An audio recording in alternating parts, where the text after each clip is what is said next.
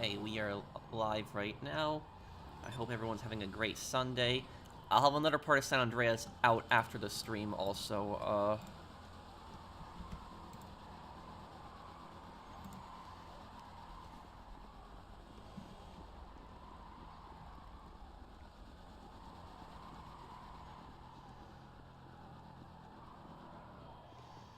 Hello everyone. Hey, how you guys doing?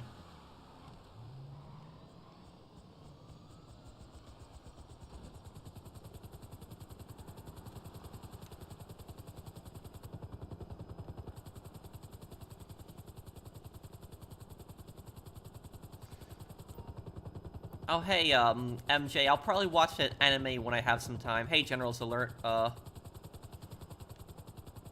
whoever needs help with anything, just invite me if you need help selling anything, and I will help you out.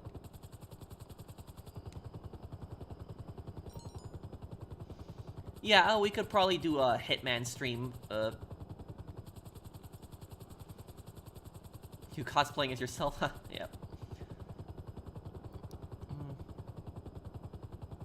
My friend shot a missile at my Kasatka with his Sparrow, and then it jumped and up and killed him? What?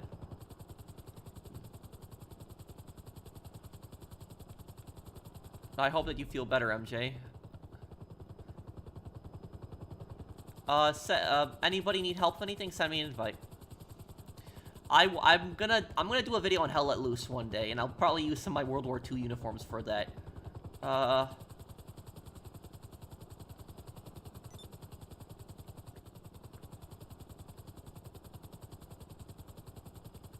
Love your content. Thank you, man.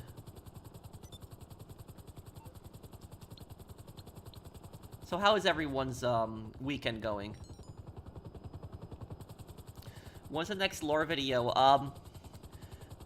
The next lore video that I'm working on is I'm working on the Dead Rising lore video and also the, Wade lore video. Those are the two that I'm, Night of the Consumer stream for Black Friday.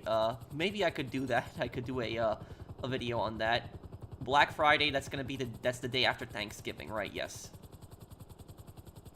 Thank you, General's Alert, for the super chat. Alright, Polish Independence Day, yep. Hey, Pro Productions. Yeah, I did see the $20 trillion community challenge. Thank you, Hughes.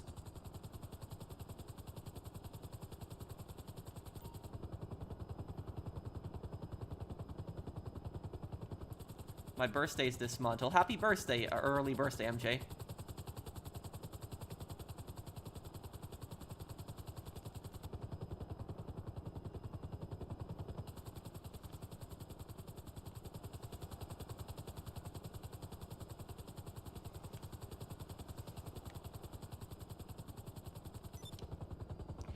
You can just activate the sale. I'm not too far from your business. Hey, DJ, thank you for the super chat. I've played a little bit of the Black Ops 6 Zombies, yeah.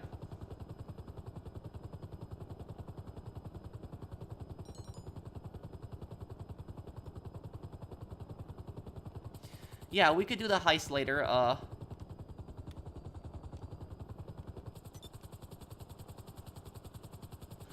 I will do heist at the end of the stream. Okay, boats. Here we go, boats.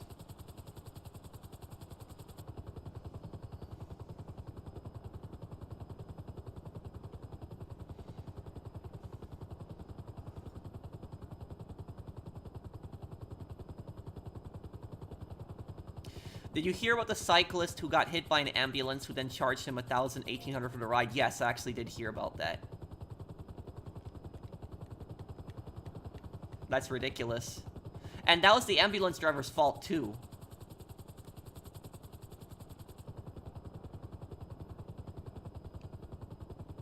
And also, here's the thing is, why, and he survived, he survived when he got hit by that ambulance, but it wasn't like, he had to be taken away in an ambulance, but I don't think that it was like, really like life-threatening injuries, but it was still the ambulance driver's fault. But the point that I'm getting at here is, why the hell does it cost $1,800 for, you know, an ambulance ride? That's, like, What? What the hell? Like, that's... There's something seriously wrong when it costs that much money for an ambulance ride.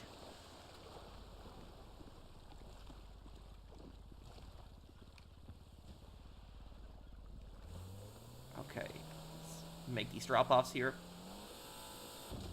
I've watched Sopranos, yes.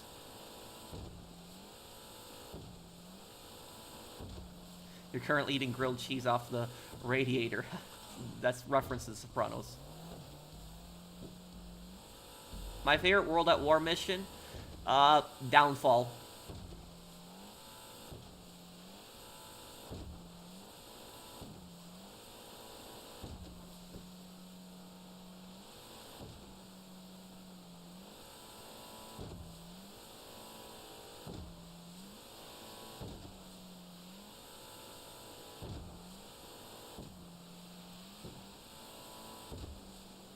I might play Kingdom Come Deliverance if I have the time. I have Kingdom Come Deliverance 1, but I didn't get far into it.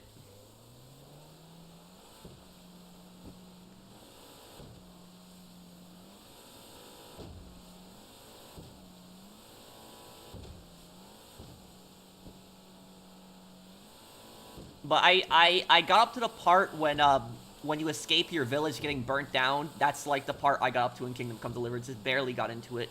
It was like right near the start of the game.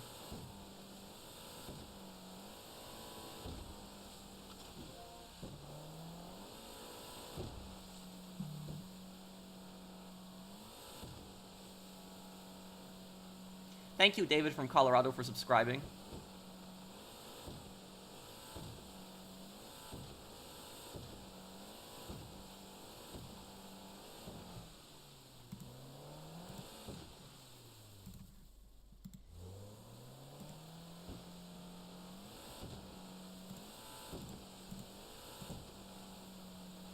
Okay. Is the stream all good now, guys?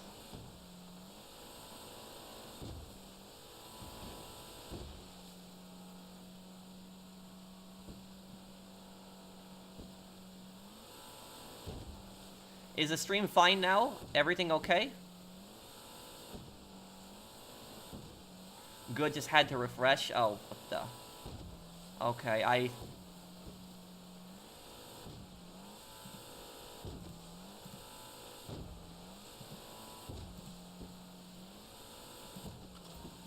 I don't know why it's been doing that lately. Guys, if that ever happens, just refresh the stream. I'm sorry about that.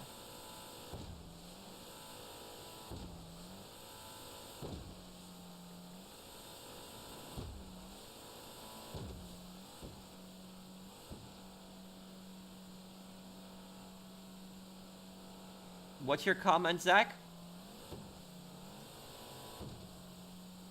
Yeah, I would play the Getaway one day.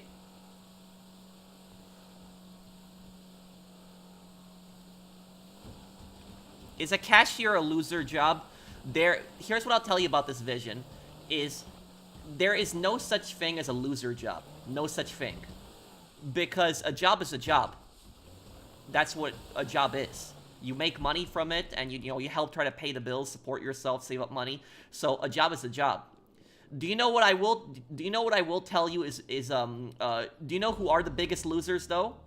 The biggest losers are not cashiers. The biggest losers are those like rich entitled kids that mommy and daddy pay their tuition in college. They don't work a job, and then they look down on people who work as like cashiers, and they think that they're below them. So I'm not saying that people who go to college are losers, but I'm saying is like those entitled like college kids that basically like look down on people who don't go to college, and meanwhile they're not even working a job, they're not even doing anything. Mom and dad are just paying their tuition. Those guys are the biggest losers. So I would consider those guys a much bigger loser than like a cashier ever is. So it's like, I will say, at least somebody that's like a cashier is doing something. They're working a job. They're making money. Not somebody who's having mom and dad pay their tuition and then just looks down on people who work as cashiers. And look, there's nothing wrong with your mom and dad paying for your tuition, but if mom and dad are paying for your tuition and then you look down on people who work as cashiers and you think that they're below you, meanwhile you're not even working a job and your parents are literally paying your entire tuition, you're a loser then. That's what I would say about that. Well said, brother. Earned a sub. Thank you, Zentis. Thank you. Thank you, man.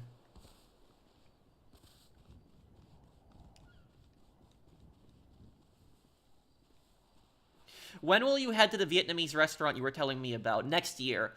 Because next week I'll be going on a trip, and then after that I'll be visiting family for Thanksgiving, and I won't get back until like January. I'm still gonna be doing videos. I'm just gonna be working on my gaming laptop at my parents' house. But yeah, the Vietnamese restaurant in my town, I'll go next year. That's when I'll go. I wanted to go there for some time. I've never had Vietnamese food, so I've always wanted to go there. I just haven't ever had the time.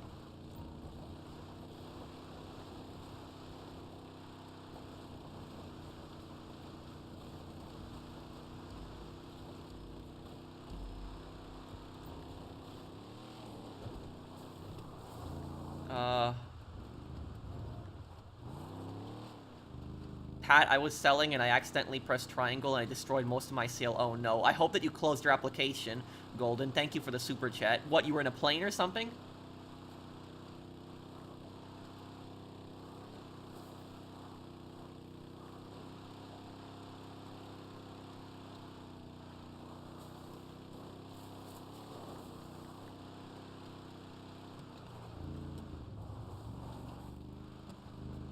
Is the quality of the stream fine right now, guys? Is it fine? I've been having some issues with the streams lately. I don't know what's been going on. They're always smooth, but I've just been having some issues. Is everything running fine on the stream right now? Is everything okay? There's no lag, nothing like that. It's all good.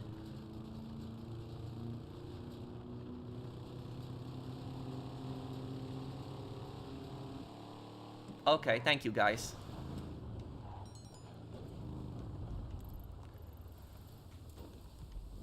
Okay, guys, take the roads. Don't take the hills to get there. Yeah, roads are gonna get you there faster. Don't take the hills.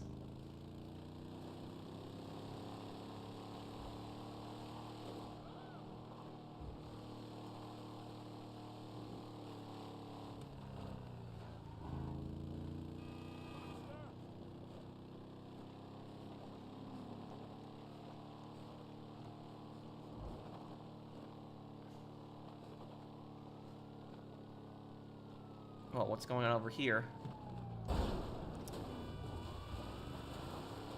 Yes, I'll play Mafia 3. I'll play all the Mafia games. When Mafia the Old Country gets a release date, like when its release date is announced, I'll do like a playthrough, like a series going to Mafia the Old Country. So I'll do Mafia 1, 2, 3, and then like Mafia the Old Country. So like I'll time it perfectly so it lines up with the release date. Pro, you almost played every Rockstar game. Will you play Midnight Club? Or I did actually play Midnight Club. I've played all of them. I have Midnight Club 1, 2, 3, Los Angeles. I never beat Los Angeles, though. I never finished that game. I did beat Dub Edition. That one I did beat. Thank you, David. Stuck in a black screen? Oh. What that... I think the black screen, Christine, I think that's actually based... What I think that's based on is I think that's based on people's connection to the lobby. So, like, when somebody leaves the lobby, I think that it'll get you in. You load right in. That's at least what I think. Because I've noticed that happens, that when somebody, like, leaves the lobby, and then somebody's, like, in the middle of a business sale, sometimes they get stuck in the black screen, so it's, like, a connection issue. But I think you'll eventually connect in. Oh, great. Wonderful. Yes, I am on PS5.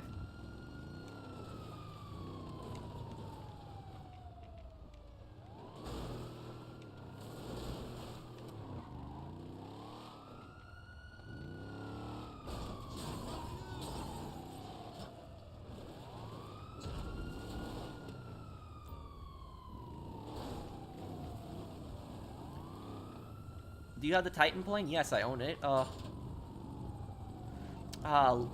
Great. I gotta call Lester now on this.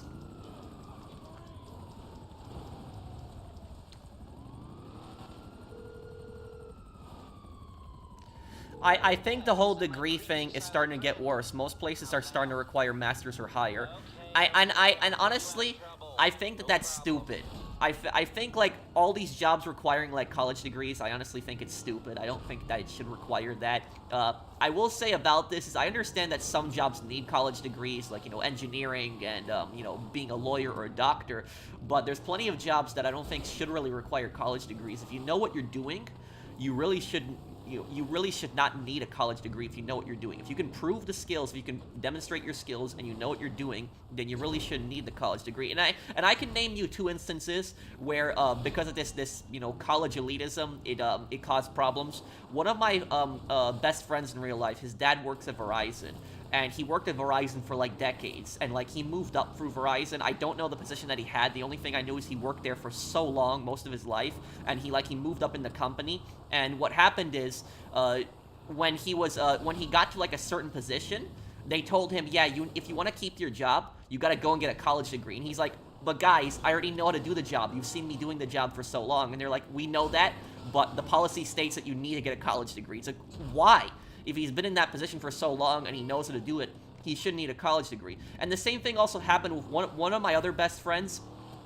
He actually works as a police officer in Maine, and he works in a very small town, and his small town's police department only has a few cops, and he's trying to work his way up to be the chief. And the chief actually wants him to be the next chief in line after he retires. But the thing about that is he has to go to college and get, like, I think it's like a bachelor's degree in law enforcement. I actually have that. I have a bachelor's degree in law enforcement technology, but I never served in law enforcement. But that's stupid. Because he knows everything. He knows what he has to do as chief. He knows how the town runs. He knows all the laws in the town. He knows, you know, all the policies in the town. And so it's kind of stupid that he needs if he's been in the force for some time and he's trying to become the next chief, he really should not need a, you know, a college degree for that if he knows everything, knows how to do everything. But like I said, it's just this college elitism, you know, crap. It's gotten out of control, and it's like, you know, and I will say also about this is a lot of times people say that the majority of Americans didn't go to college back in like the 50s, 60s, and 70s. It wasn't until like the late 80s and I would say the 90s when people started really going to college. But the reason for that, it wasn't necessarily that people couldn't afford it, but it was because back then, when you tried to get a job back then, if you tried to get a job at a company, the company would actually train you. Like, they had specific classes, they would train you, and they would pay you for the class. So a lot of the companies that, like, jobs that require college degrees back then in, like, the 50s, 60s, 70s, you didn't really need a college degree for those same jobs. Instead, the company would train you, and they would pay for your training. But it's like, now today, the companies don't want to pay for your training, and they expect you to go to college. So that's basically what I'll say about that, too. It was a way for the companies to also save money because they didn't want to constantly train people.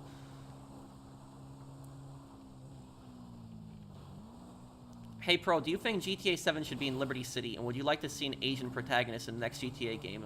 I would be fine with that. I would say that if we do, in GTA 7, what I would like to see them do is I would like to see them do San Fierro and Las Venturas. That's what I would like to see them do. Like, one big map with two big, you know, cities, Las Venturas and San Fierro. So, like, back to San Andreas, but, like, this time San Fierro and Las Venturas in, like, one map. And you have, like, a really big desert and a really big, like, you know, countryside. And I think it's, like, forests and hills outside San Francisco. Correct me if I'm wrong on that. So we could have, like, you know, countryside like that and then another countryside outside Las Venturas. And what they could do is they could do two characters. The character that you play as in, San Fierro, we could play as, like, a Chinese-American, like, triad gangster, or we could play as, like, a Vietnamese-American, you know, gangster. That's what we could do. Because remember, the Vietnamese gangs were in San Andreas. So we could play as, like, a Vietnamese-American gangster in, like, San Fierro. And as for the Las Venturas part of the story, we could play as, like, an Italian-American gangster because of the mafias that are in, like, Las Venturas and Las Vegas. So, like, and you could switch between the two characters constantly. I think that that would be, you know, a pretty cool story, something like that.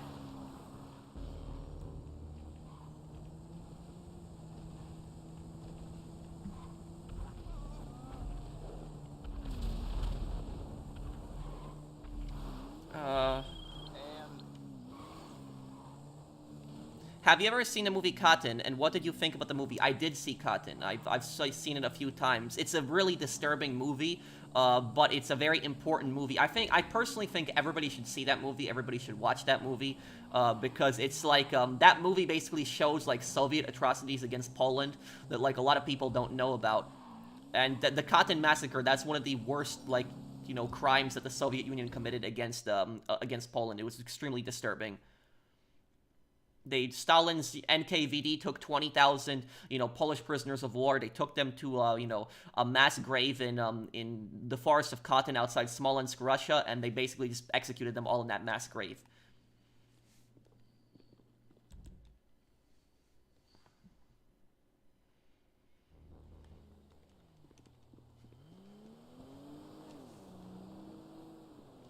Pro, thoughts on Kingdom Come Deliverance 2? Yeah, I could play it too. I could give it a chance. When does it come out? It's February, right? Are you aware of the UCF midterm cheating scandal? No, I'm not. Thank you, Doe, for the super chat. What is that? Can you explain to me what is the scandal? You don't have to super chat me again. Can you explain to me what it is? I'll look for your comment.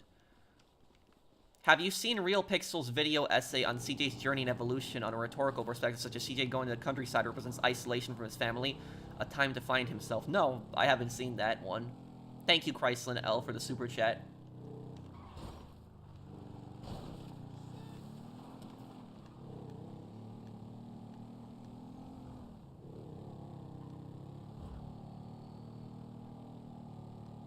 The Da Nang Boys is named after the city of Da Nang in central Vietnam.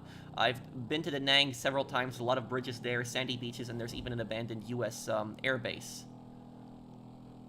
Yeah, I know it's a city in Vietnam, but one of the I don't really know much about the I don't know much about the Vietnamese mafia. I know there is a Vietnamese mafia, but I really don't know much about them or how their organization works.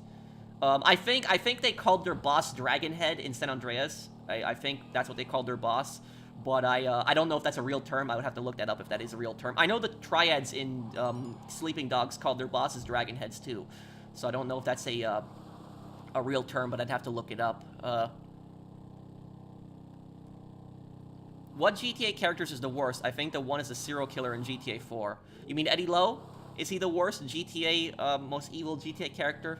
He's one of the worst, but as bad as Eddie Lowe is, Dimitri would do more damage than Eddie Lowe. Like, Eddie Lowe's a horrible human being, but Dimitri over time would just do more damage than even Eddie Lowe. Because of his drugs, his constant, gang wars, his corruption. So Dimitri would just do more damage to Liberty City than Eddie Lowe would. It's real informative and interesting. Okay. I'll check it out. Students at the University of Central Florida were accused of cheating on a midterm exam, and the Professor Richard Quinn called them out on it. The students were required to take the midterm exam. But here's the question. Did this happen recently? And the other thing is, did the students actually cheat or not? Has that been proven? Because if you're gonna accuse somebody of cheating, you have to have 100% proof on that.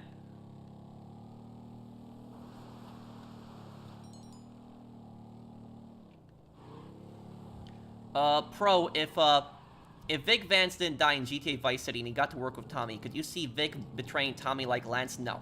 Vic wouldn't do something like that. And also, Vic is a calm and cool and rational guy, where Lance isn't.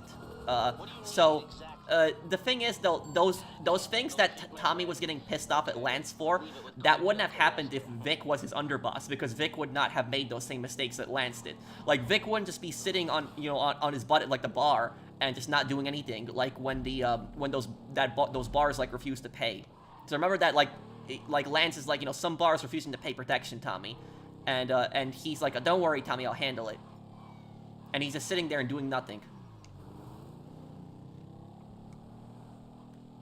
This was in 2010, and the students did cheat with a test bank answer sheet. I can't send you a link to the video, but be sure to look it up. Well, I will tell you guys. Do you know what was really funny? There was actually a cheating fail in my class. So I took this one class called environmental in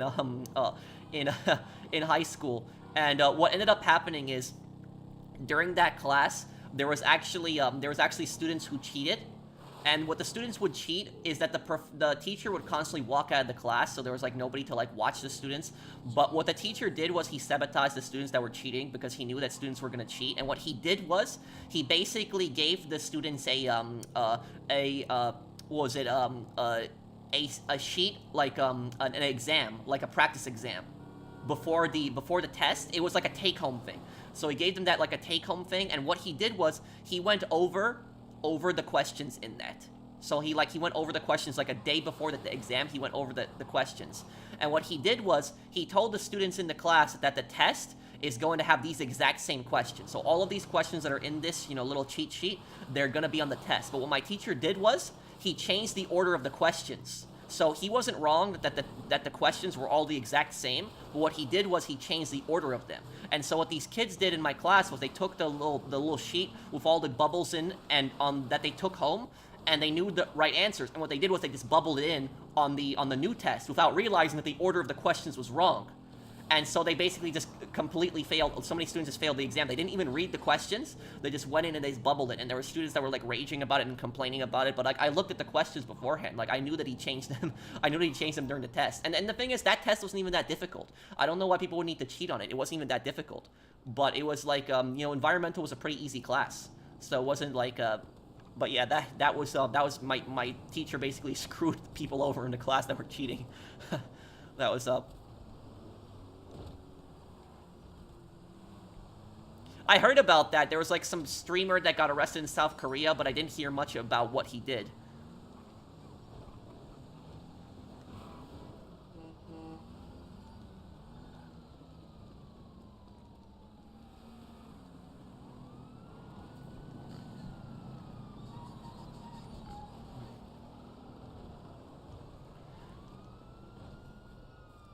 But Gunner, what did you think of the Vietnamese mafia in San Andreas?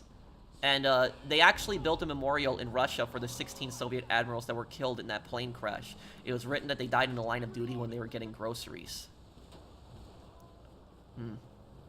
You know the what I will you know what I'll tell you about this though is that the Vietnamese government claims that they were against like imperialism, but they backed the Soviet government like a lot. And guess what? When the Soviet government invaded Czechoslovakia, guess what? The North Vietnamese government backed the Soviets in that invasion. So when the Soviets invaded Czechoslovakia and they used tanks to like shoot like college kids that were protesting, the North Vietnamese government backed that. So it's kind of hypocritical how the North Vietnamese government like accused the US of imperialism when at the same time as they were supporting Soviet imperialism against Czechoslovakia and supported a Soviet invasion of Czechoslovakia. But that happened in 1968. It was the Soviet invasion of Czechoslovakia. Thoughts on the tankies? Are you talking about people that like defend communism like constantly? Is that what you're talking about?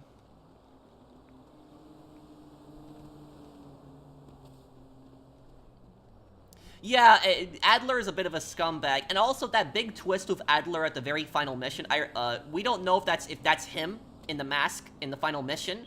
It's like left ambiguous, but I wouldn't be surprised if it was him.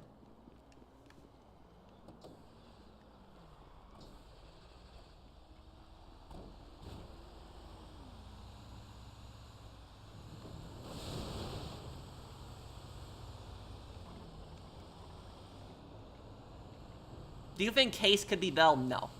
No, it would make no sense. No, no, no. And also, I will tell you this. If Case was Bell, Hera would have told him that. She would have known.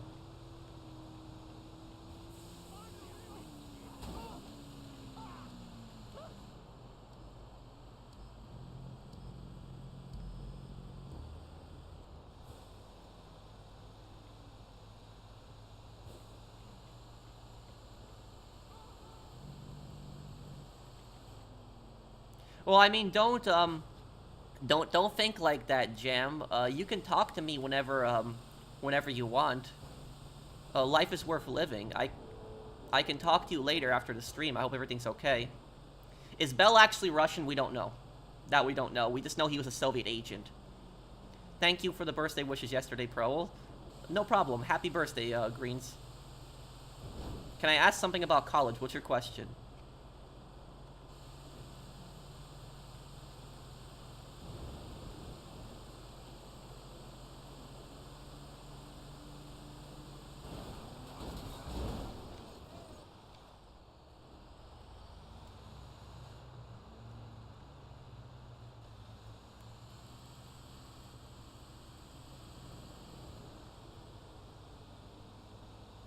What are my favorite radio stations in each GTA game? San Andreas is Radio Los Santos, Vice City V-Rock, GTA 3 I think Head Radio, GTA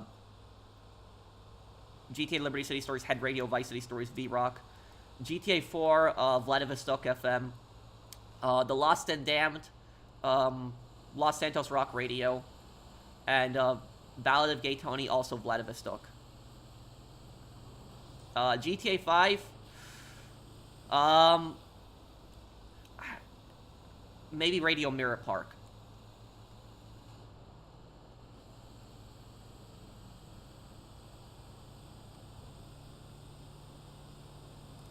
Is Black Ops 6 a polarizing campaign? No. I would say that the worst thing about Black Ops 6's campaign, the worst thing in the campaign, is the fact that they ended it on a cliffhanger, and they want to tell the story in Warzone. It's like, come on, like, you know, seriously, it's like that's gonna, because not everybody plays the multiplayer. Some people just play campaign mostly, and so it's like that just annoys me that they left it on a cliffhanger and they're gonna continue it in Warzone. That's.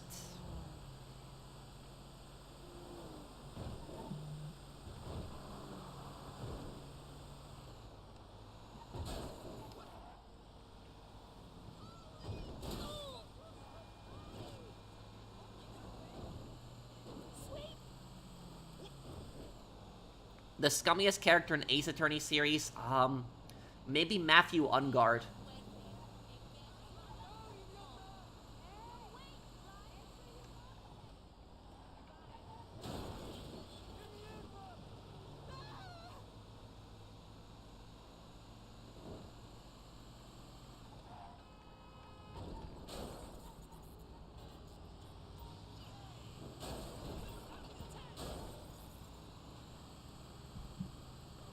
You gonna be free tomorrow to talk in a party? Also, maybe for December, we could finally play Spider-Man 1. And spoiler for the MJ missions are bad. Oh. Okay, yeah, we can talk in a party definitely tomorrow, Blinded Eagle. Black Ops 2 we will do in 2025, next year.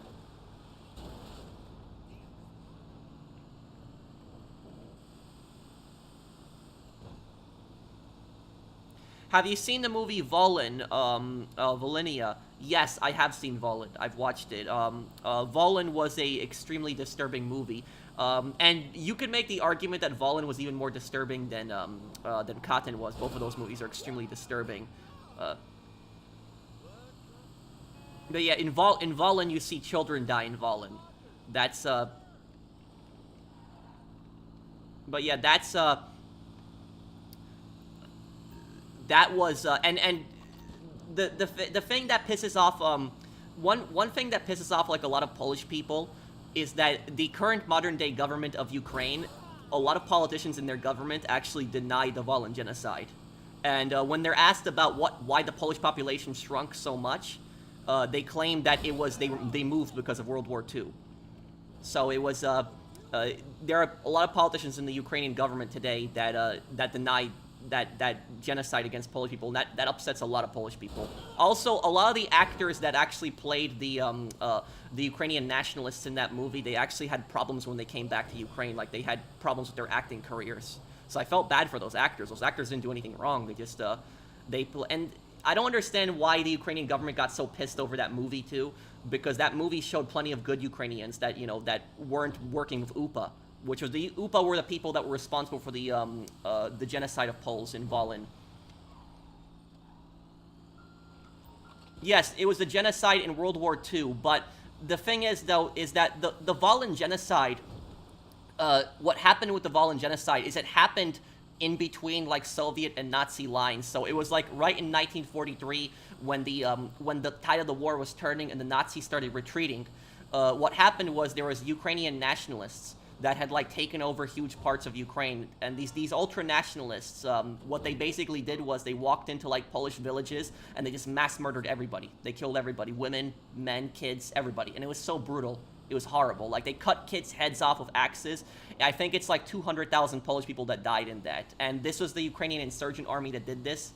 And the modern-day government of Ukraine actually denies I know there are politicians in Ukraine who have admitted to it, that admitted that it was a genocide, but there are some politicians in Ukraine that deny it, and that's what the Volin movie is. I think you can actually watch the Volin movie for I think you can watch the Volin movie for free on YouTube. I think it is free on YouTube. I would have to look it up, but.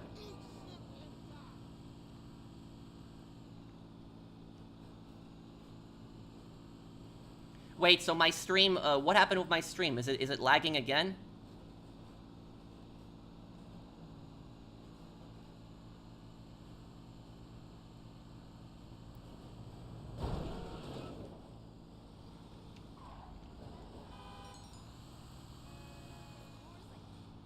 Is my stream good now, guys? Is it fine? Just refresh it. It cut for half a second.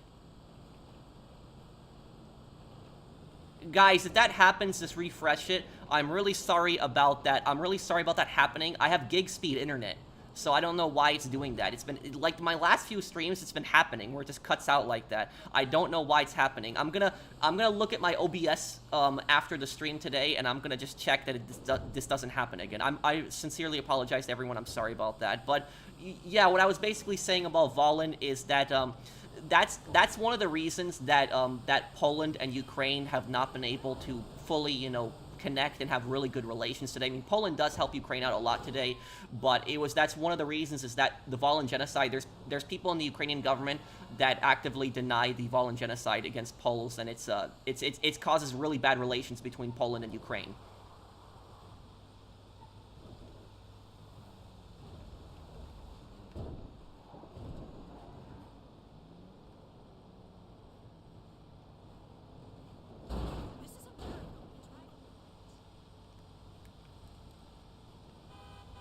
It's not lagging. It keeps recommending another video, Patrick. Fix it, please.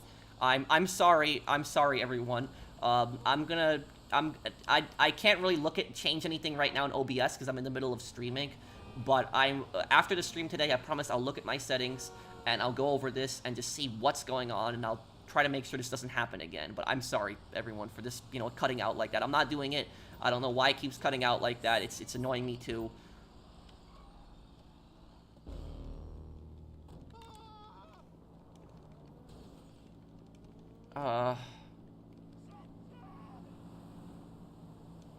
Pat, if you were in the GTA universe, would you commit crimes or not? No, I'm not a criminal.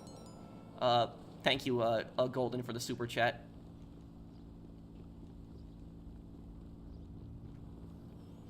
Also, guys, I wanted to let everybody know that my policy when it comes to ads on YouTube streams is I don't have any mid-roll ads on my YouTube streams, none at all.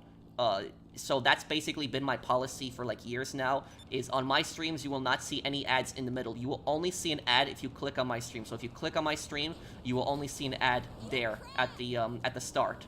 And once the stream is uploaded and it becomes a video, then I will have streams in between. But during the stream, it won't happen. But the reason you guys are seeing ads like pop up right now is because you refresh the page, and so the YouTube basically sees you as like restarting the stream, and so because of that, you see that first ad that pops up. But I don't have any ads that play in the middle.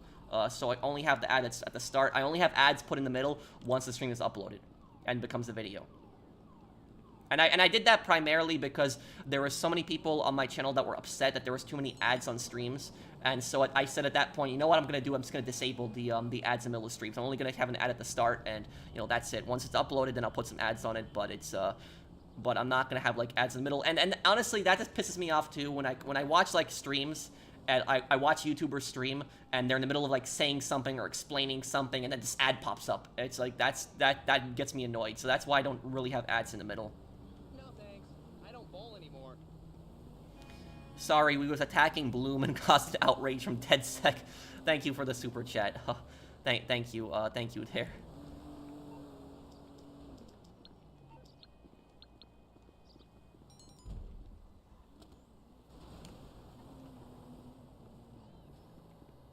He got 29 years in prison in South Korea and got beat up by a Korean Navy sailor on his stream. He even has a bounty on him. What did he do? What did he do that he got 29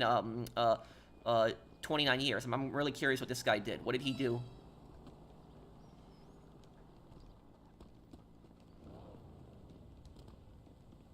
Okay, Andrew.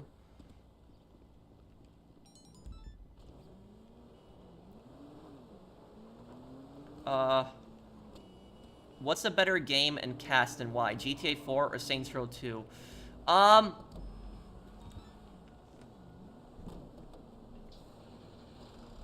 I think the better cast, I think we would agree, with GTA 4's actors are the better cast. But when it comes to gameplay, Saints Row 2 is better than GTA 4. Saints Row 2 beats GTA 4 in gameplay.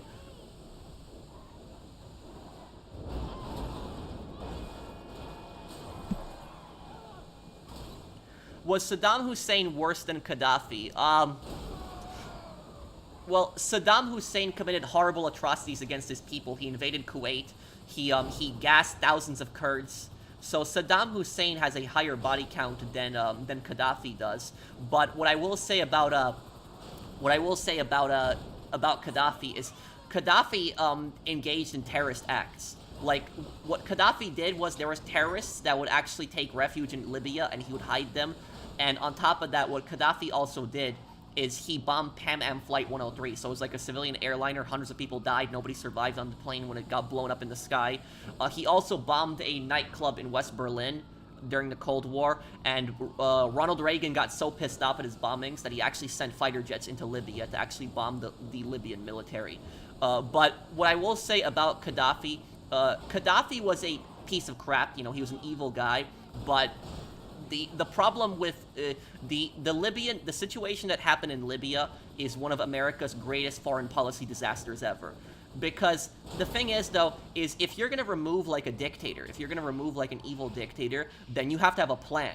You have to have a plan in place on what you're going to do exactly. You have to have a plan. How is he going to get replaced? What is the government going to look like afterwards? And what happened was, when it came to the Libyan civil war, the U.S. had no plan whatsoever. There was no plan. What the U.S. basically did was they just started throwing a bunch of weapons at the rebels. They started giving all the rebels weapons. So if there was, like, a rebel group that hated Gaddafi, the U.S. government would just give them a ton of weapons without even asking them who they were. So these guys could be terrorists, but just because they were fighting against Gaddafi, the U.S. would arm them.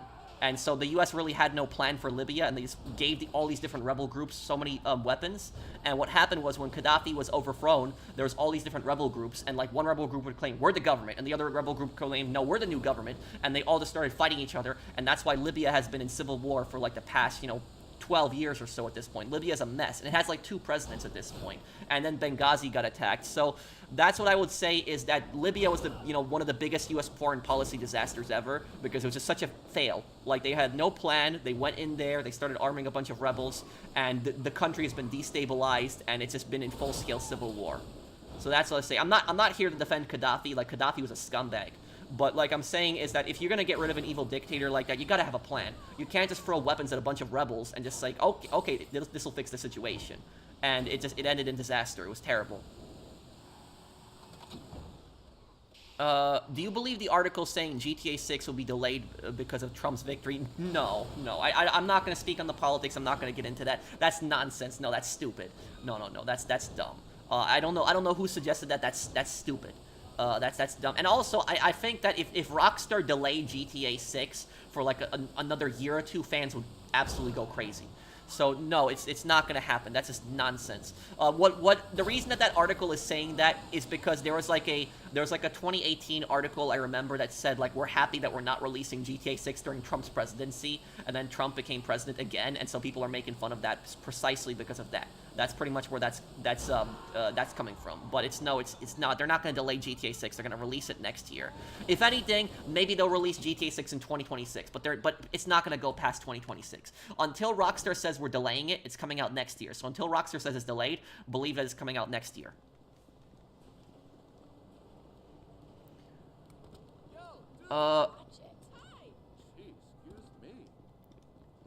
Yeah, well, I think he should get sent to jail for that accident. That was gross negligence.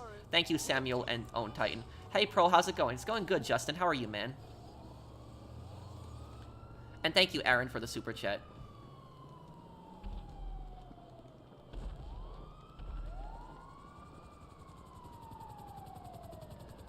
He made fun of a memorial statue for comfort women.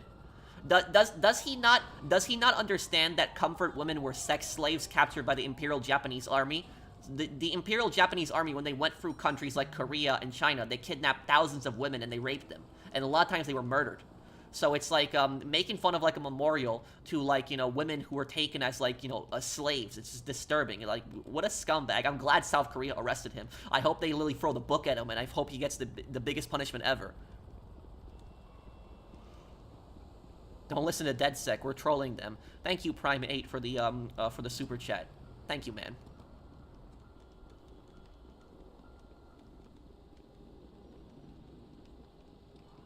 Yeah, no politics. I don't speak politics, Christine. Don't worry. I was just responding to a question of one guy who asked me about if the election is going to impact GTA 6. It's not. He said he only cares about money and views, and that guy should not be a YouTuber. If you care primarily about money and views, you should not be a YouTuber. You should be a YouTuber primarily for your passion. I understand it's a living. I understand it's how you get money, but you should be a YouTuber primarily because it's your passion. And I feel that about any career. I think anybody's career, their career should be because it's their passion. It's what they like. You should do a Fallout 3 playthrough. I did. I did a Fallout 3 playthrough earlier this year. I beat the whole game, and I did every side quest too.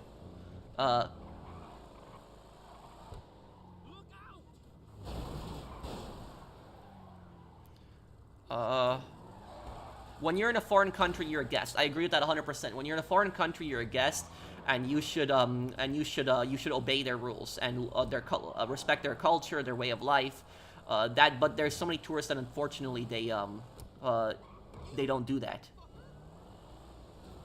There is I will say what was it Americans. One thing that Americans tend to do in Japan, and Americans tend to harass a lot of the geisha, like if I'm pronouncing that correctly, the geisha women in like Japan at those restaurants. So like a lot of tourists had been harassing them, and so because of that, what Japan did was they actually banned tourists from like a lot of places from entering because of that specifically.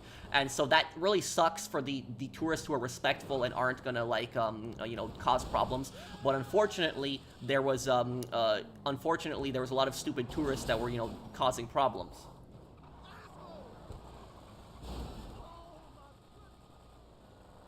I will say that I'll also say the exact same thing. The exact same thing happens in the Midwest, in the upper Midwest where I live. For example, do you know what a lot of tourists do that really pisses off and offends people? Because we do have tourists here in the upper Midwest. Most of the time, they actually are not foreigners. Most of the time, they're Americans from like other states. But we do get tourists from other states. But they do things that a lot of times does offend people. Can anyone guess what tourists do in the Midwest that offends people here a lot of times? Are you sure about that, Primate? Remember what we did in San Francisco. Hey, DeadSec. Thank you for the super chat.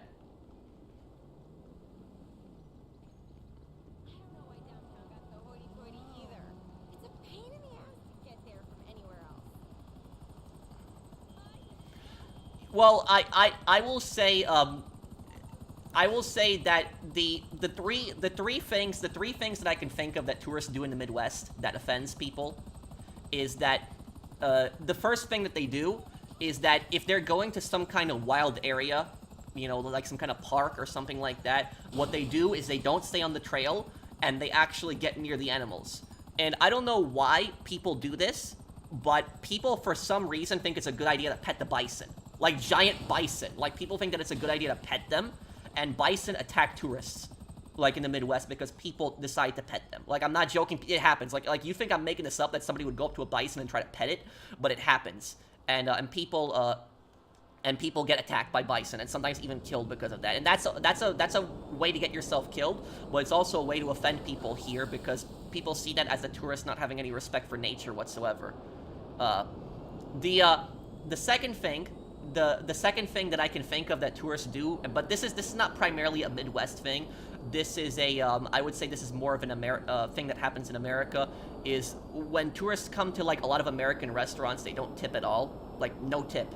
when they go to a restaurant. And and don't get me wrong, I'm not here to defend the tipping culture. I know that it gets toxic at times. Like, it's really stupid, like when you go to a self-checkout machine and it asks you for a tip. I refuse to tip in instances like that. But a lot of times what people will do is they'll eat at a restaurant and they'll get like really good service and they don't even tip, like not even the smallest amount, like no tip. And if you like confront the tourists on that, they'll oftentimes say, in my country we don't tip, but you're not in your country. So that's the second thing that I can think of. And the third thing that I can think of, and this is probably the number one thing that offends people in the Midwest, is when tourists call the police on people who are open carrying. Because in the Midwest, where I'm from originally, New York. In New York, nobody carries guns because it's illegal. You're not allowed to. But in the Midwest, the culture is very different. And so you could go to like a restaurant and somebody could sit down next to you and they could be open carrying. You know, you could go to the grocery store and you'll see somebody open carrying. And you might say that that's good or bad, but that's just the culture here. Most people support it, that's the culture here, but tourists, what they do is when they see, you know, they go to a supermarket or something like that, or a restaurant, and they see somebody like with a holster, what they do is they freak out and they immediately call the police. And that's one of the stupidest things ever, because if somebody wants to hurt you, they're not going to open carry. Like, no, I don't know any criminal that open carries. Like, criminals, when they carry, they conceal, they hide the weapon. They don't open carry. So no criminal's gonna sit down in a restaurant with a holster or order food like with a holster.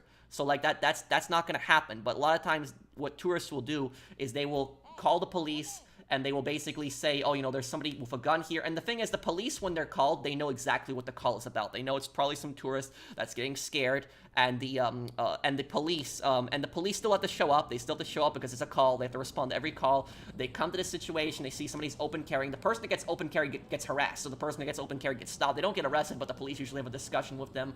And then afterwards that. I don't open carry myself. I don't do that.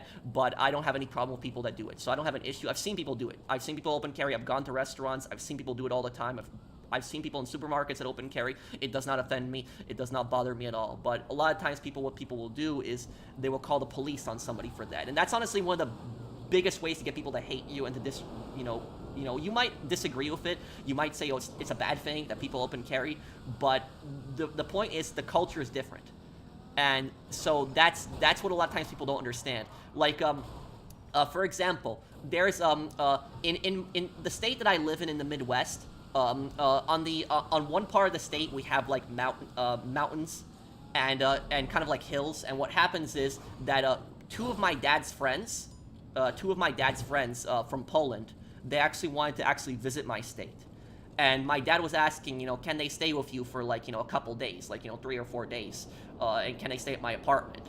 And I said, and I talked to them, and I basically told them, like, I'm like, you guys can visit me, you know, I'll even, you know, make you guys some food. It's no problem with me. I'll show you guys, like, around town and stuff like that. But I wanted to tell them ahead of time, because in Poland, nobody carries guns. And I told them that here in my town, you know, you will see when you go to the store that people are open carrying, people are carrying, you know, are carrying guns. And when I talked to them and I said that to them, they hesitated for a second, and then they said, oh, you know, that's fine. You know, we don't have like a problem with that. But then like a couple days later, my dad told me they canceled the trip and they're not visiting.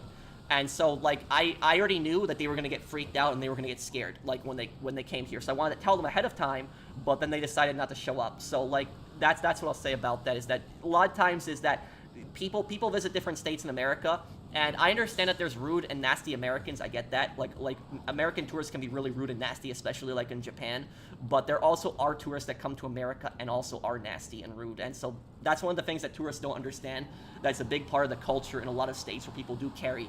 And they oftentimes get freaked out by that. But they don't realize that that's just part of the culture, just part of the norm in the state.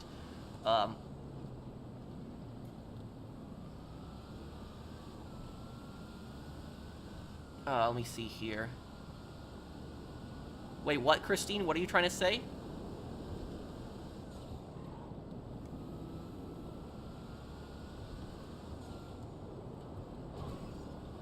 Wait for your organization to lose the cops. Okay.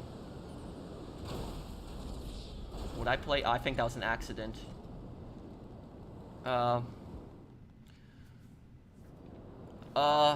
What is it? Who's more evil, Makarov or Menendez? Makarov. Because Menendez actually cared about his sister. Makarov doesn't care about anybody.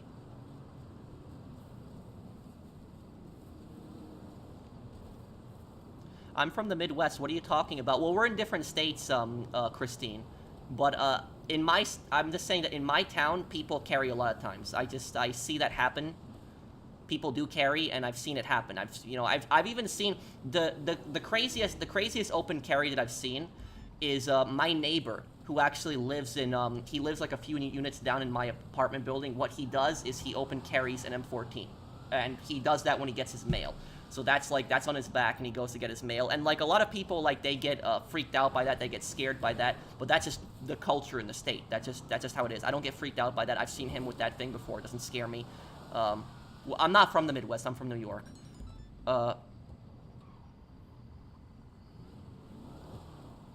It's not, I wouldn't say it's extremely common. It's not something that I would see, like, every single day. Like, it's not like I would see it every day. But, like, occasionally, like, if I go to a gas station or, like, I go to a restaurant, sometimes I'll see it. It's not, very common. It's not like you're gonna see it every day. But it's, you can see it, too.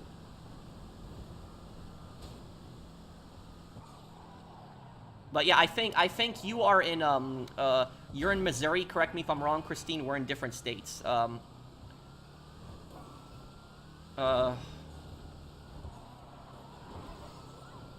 as a YouTuber, what are the dangers of bragging about money? Well, I don't know if there really are any dangers to that. I mean, if people don't know where you are, there's not really danger, but it's scummy. It's scummy. It's trying to brag about money. I don't know why anybody would do that. It's scummy. Wait. Can you take me right here? I gotta get into one of the trucks here.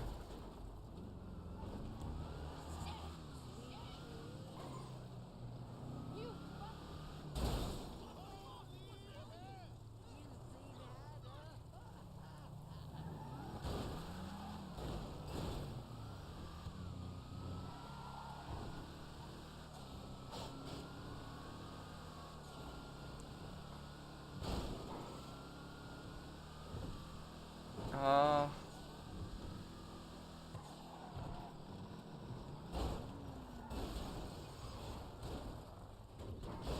What's the... Well, a lot of times when people are carrying, and I've seen people open carry before, I can't tell what pistol it is a lot of times, and I'm not going to be staring at somebody's holster, too. I'm not going to be doing that, too. So it's like, a lot of times I can't, I'm not able to tell. But the only one I was able to tell is the M14. That was the only one I was able to tell. And I know rifles much better than handguns. Like, rifles I know way better than handguns. So it's handguns I don't know that well. I know a lot of different handguns, but I know rifles, especially like historical rifles. I know historical rifles much better.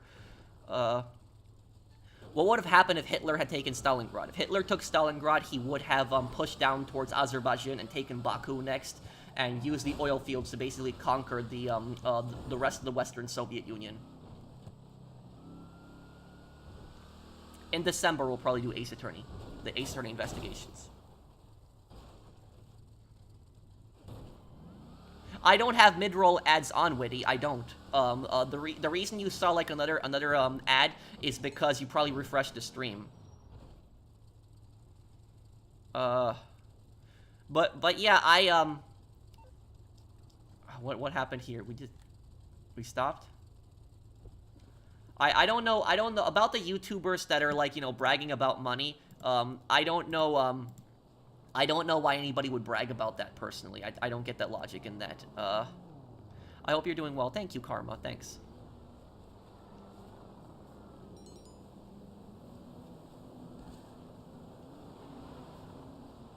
Okay, I'll see you, MJ. Take care, man.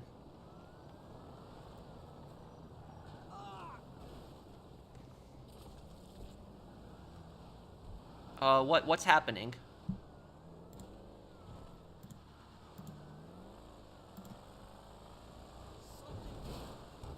Is the stream fine? Open carrying an M14 is so American. I love it. Thank you. I very much do exist. Thank you for the super chat.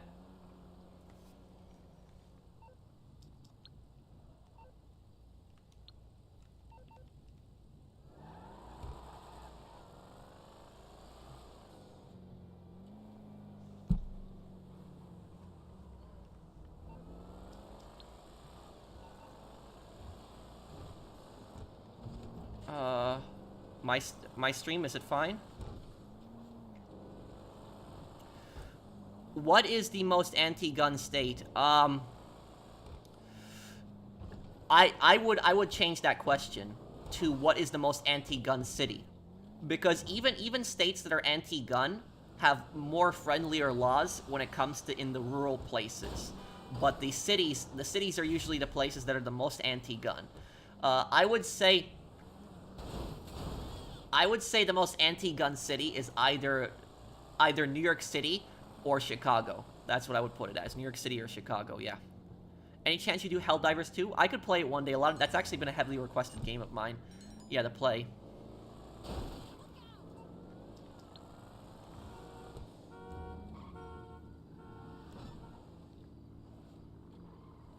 But I don't know how. I know the laws in Chicago are very strict, but New York City, for example, requires people to even register a muzzleloader, like a musket. You have to register that in New York City. It's like, seriously? That's I'll say I think New York City is the strictest one.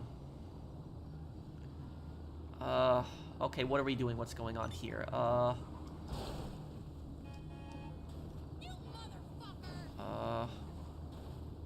in Minnie's, Otto, I'm gonna keep helping Minnie. You have a few people that are helping you right now. Minnie, do you have anything else to sell?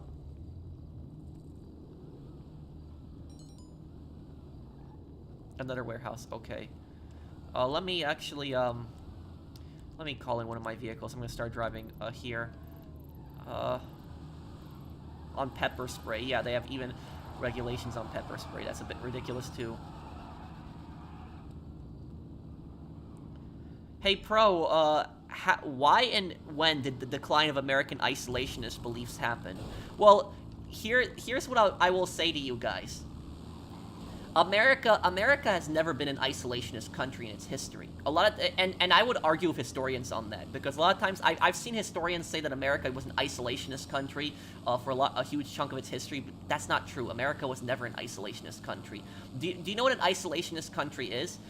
There are only two isolationist countries that I can think of in history. Japan and North Korea are the only two isolationist countries that I can think of. Japan was an isolationist country for a long time, because what Japan did was it cut itself off from the rest of the world. Like, when the samurais ruled Japan, it would not trade with any country. So, like, it would not take visitors from any country, would not trade with any country. And North Korea is really the only isolationist country in the world today that I can think of. It's the only one. It's the most isolated country in the world. An isolationist country is a country that isolates itself from the rest of the world. It does not trade with other countries, does not discuss with other countries, does not take visitors from other countries. And a perfect example of that is North Korea. America was not an isolationist country for most of its history. America was a non-interventionist country. There's a difference between non-interventionism and isolationism, but a lot of times people would call it isolationism. And also, isolationism, a lot of times it's a critical word, because isolationism is not a good word. It's a bad word. So, like, when you call somebody isolationist, it's more of an insult.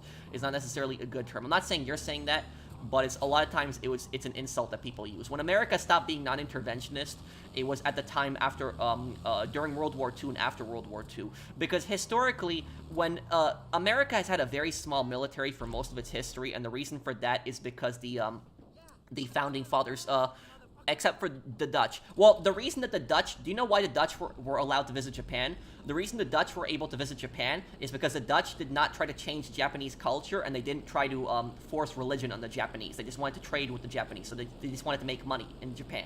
And so the Japanese really had no problem with that. The Japanese disliked the Portuguese the most. The Portuguese were the Europeans that the Japanese really did not like, and the reason for that was because the Portuguese were a lot more aggressive than the Dutch, and the Portuguese were constantly trying to convert the Japanese to Catholicism, and the Japanese really didn't like that. So that's why they made an exception for the Dutch, because the Dutch really didn't do that, but the Portuguese did.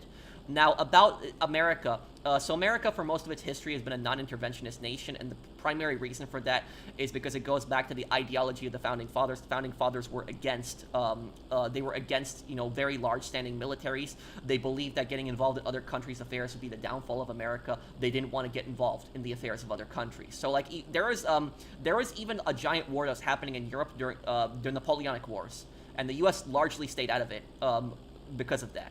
And we benefited from staying out of that. There was really no reason for us to get involved in the Napoleonic Wars. The Napoleonic Wars did kind of spill over into America with the War of 1812, but you could argue that was a separate conflict that ended up happening.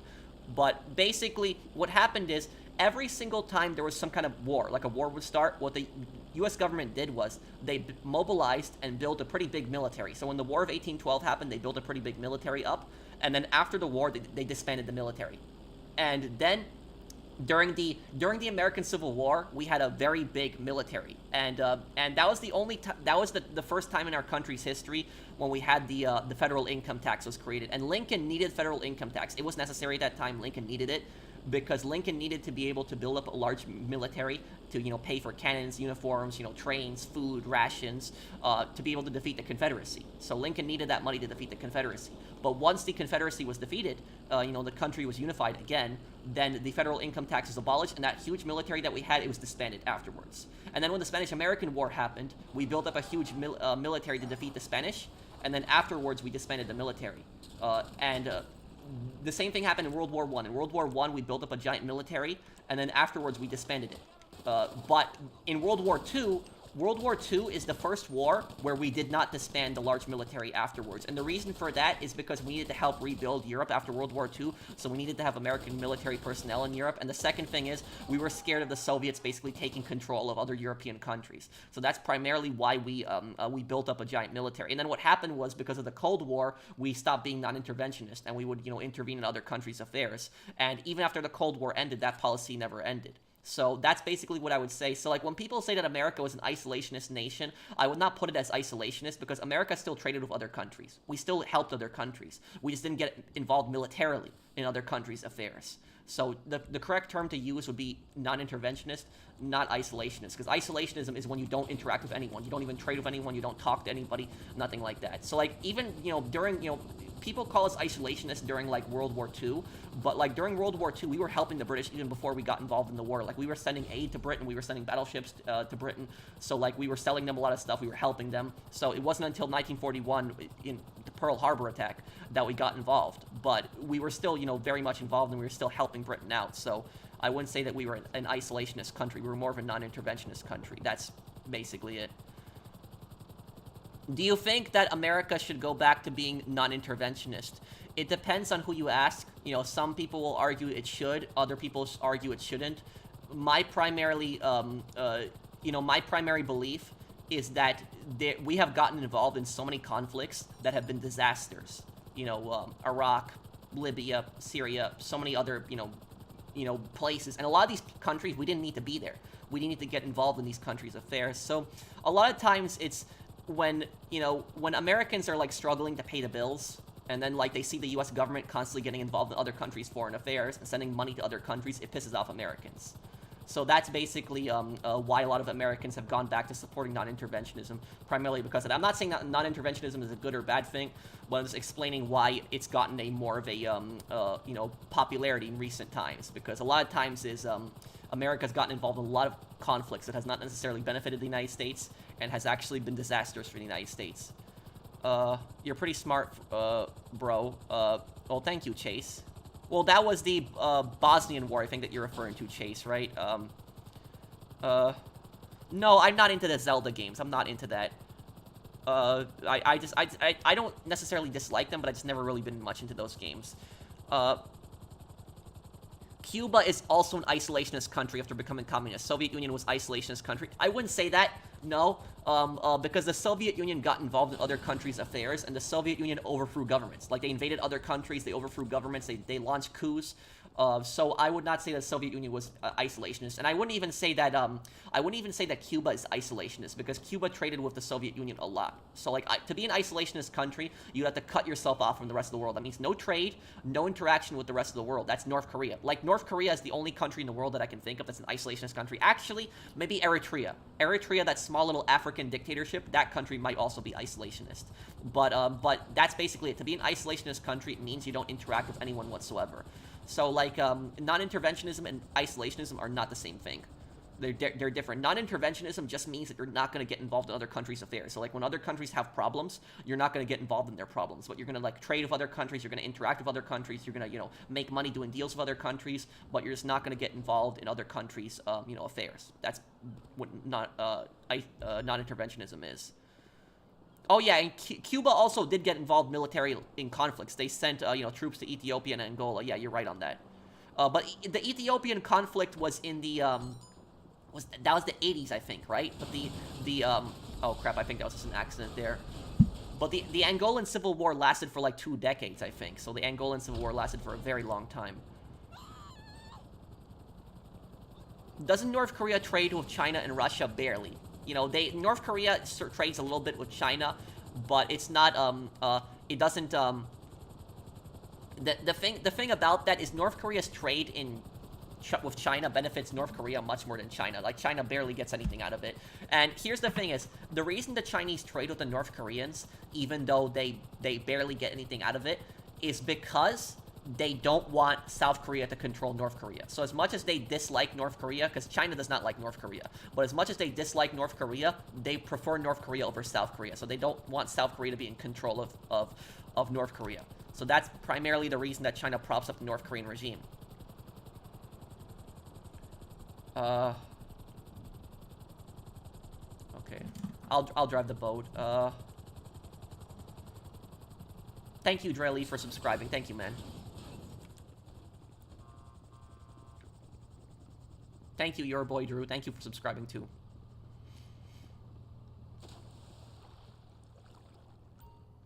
I'm gonna have a special video for Veterans Day tomorrow. For Veterans Day, we'll have the final part of World at War.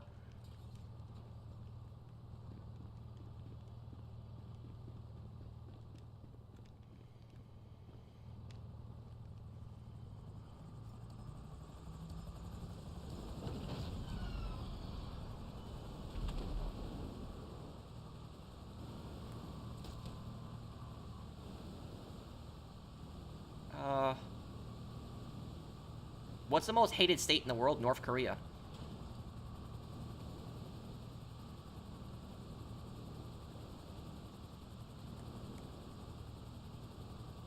Wait, what do you talk about, Phoenix?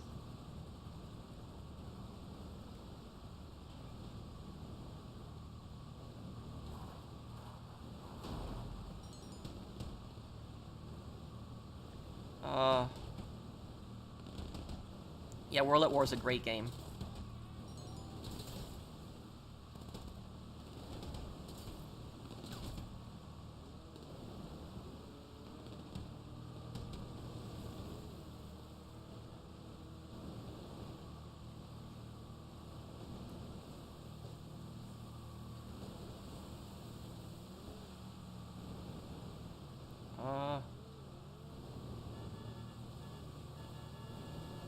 Of course it is, Dragon, yes.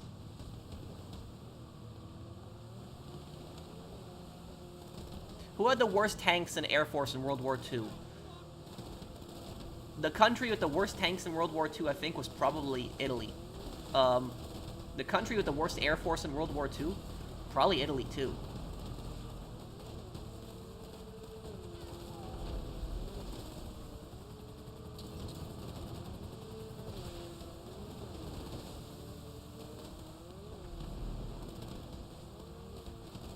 My night's going good. How are you, man?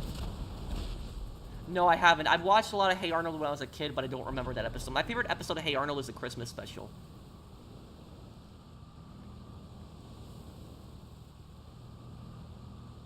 There's really no difference between playing GTA 5 on PS5 Pro and PS5. Like, I'm playing on the PS5 Pro right now, there really is no difference. What's the next World at War playthrough tomorrow? Thank you, Cameron.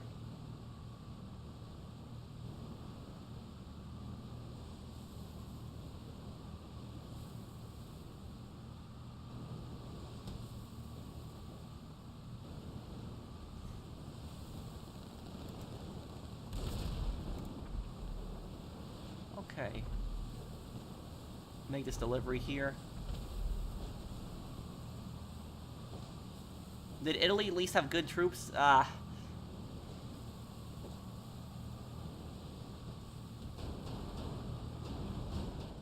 Okay, here we go.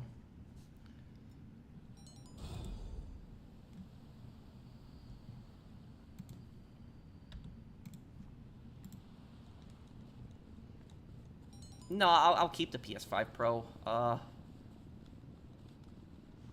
Yeah, and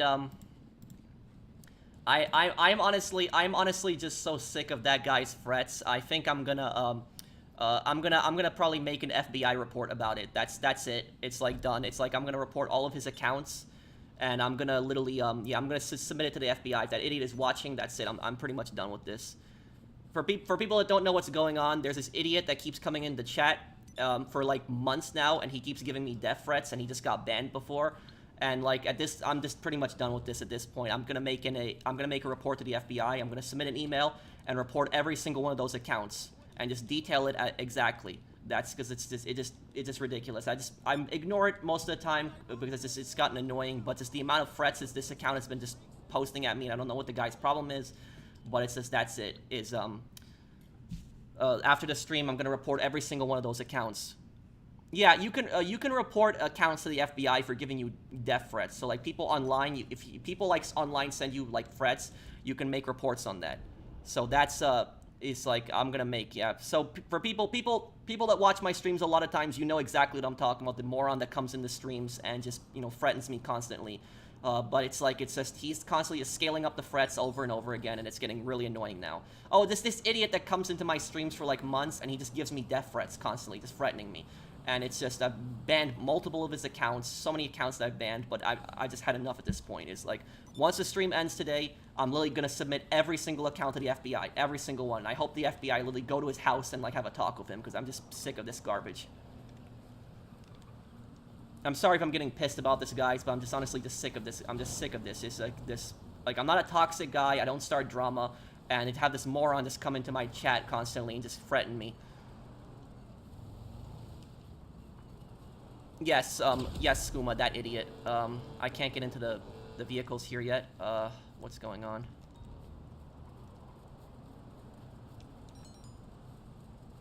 We'll do your heist at the end, Mark.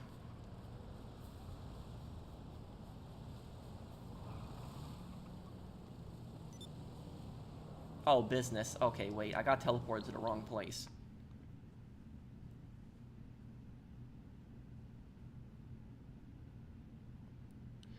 It's crazy how people end friendships over political views, lol. My friend lost 200 followers because he posted Trump. Well, I'm not gonna get involved in politics here, XAZN. But honestly, I will tell you this, is anybody who ends a friendship or refuses to speak to their family members over, like, politics, it's one of the, scummiest things that I can think of. And I have people in my family that have all different types of politics, and I still interact with everyone. So it's just that the only time I could think it's appropriate to end a friendship or stop talking to a family member if they have different politics than you is if that family member is being toxic. If they're like saying, oh, my politics are better than yours, you're an idiot, and blah blah blah, and they keep attacking you over your views, then yeah, cut that person off. But if the person is just cutting you off just because you have like a different political viewpoint than them, that's stupid and that's toxic.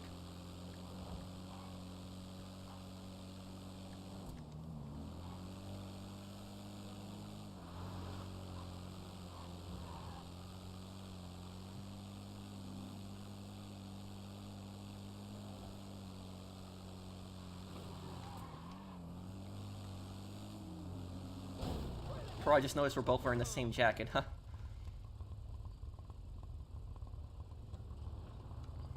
It's not worth repeating what that that idiot said. It's just he just constantly comes in the chat and he just makes threats, and honestly, I'm just sick of it. The guy thinks he can be a bully, but like I said, I'm just gonna report it to the. I'm gonna make an report to the FBI today, and it's probably just some loser kid at home just sitting on his keyboard thinking it's funny to make death threats. But I've ignored it up until this point. But it's like it's gone on for months. And he's made like 100 accounts at this point, and it's gotten ridiculous.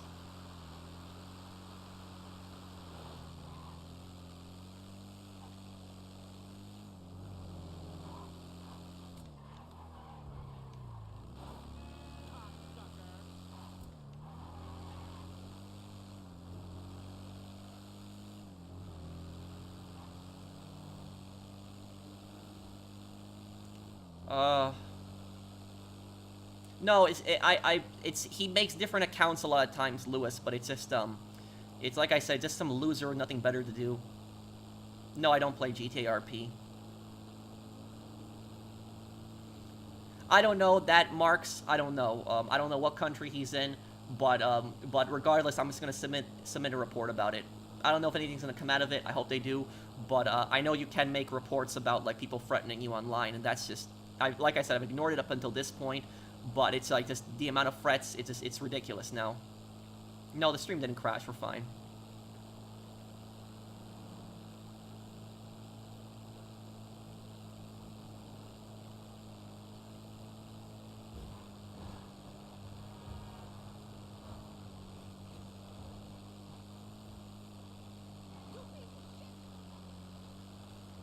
Yes, Chase, that's him.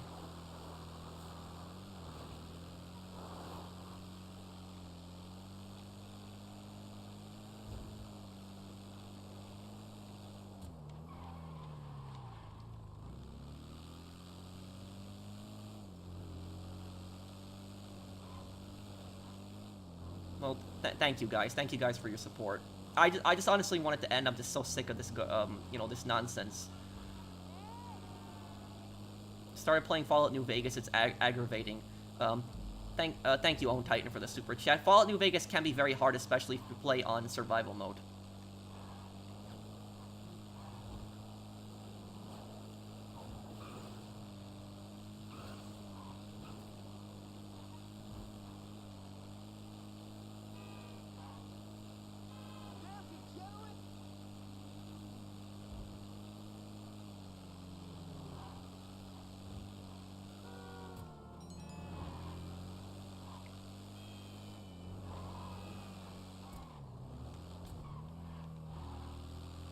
No, I don't do stuff like that, amateur. But like I said, I'm just gonna submit a report to the FBI about it. For people wondering, this is an idiot that has been coming into my chat for months and giving me death threats, and I've banned so many of his accounts. And if I go on my YouTube channel and I go into my settings, I can see every single account that's been banned from my streams, and I can just report all of his accounts to the FBI.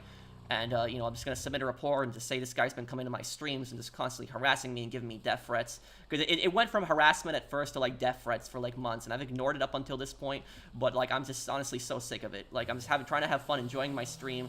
And I see a moron come into, the chat and just threaten me. And so, not worth repeating what he said, but it's threats. It's not just even harassment. It's actually threats.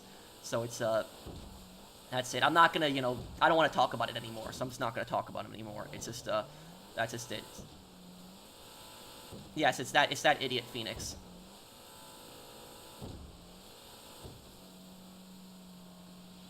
And you're probably right, Own Titan. I was ignoring it up until this point.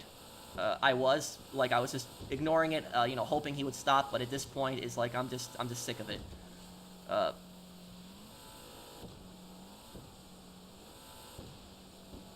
You remember the Mendes cartel hitman in GTA Vice City Stories? The ones who shot the oil and set themselves on fire? Thank you, Eris, for the super chat. Social media made you way too comfortable disrespecting people and not getting punched in the face for it. Mike Tyson, misery loves company. Oh, thank you, Chrysler, for the super chat. Get yourself some comfort food after the stream. Sheep tacos always makes me feel better. Well, thank you, Fernando. Thank you, everybody, for the support. Do you think it's too early for a GTA 4 remaster? If we're gonna get a GTA 4 remaster, it's gonna be before GTA 6. But I can't see them releasing a GTA 4 remaster after GTA 6.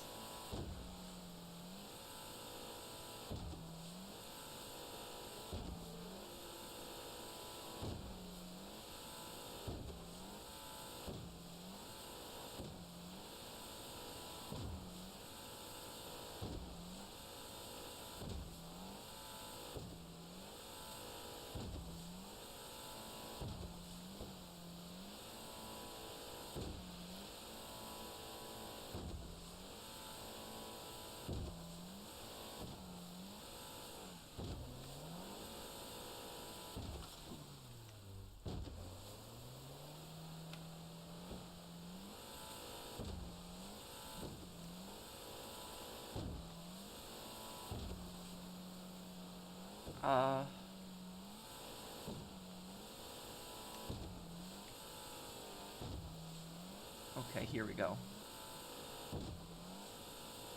What are the dangers of politicians bragging about military powers if they're gonna start wars?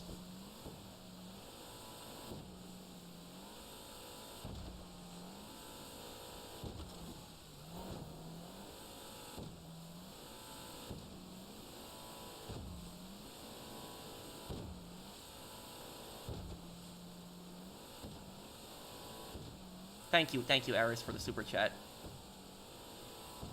What is it about Colonel Radek's boss fight that made you rage? How, like, the enemies are on the balcony shooting at you, the different phases of it when he goes invisible.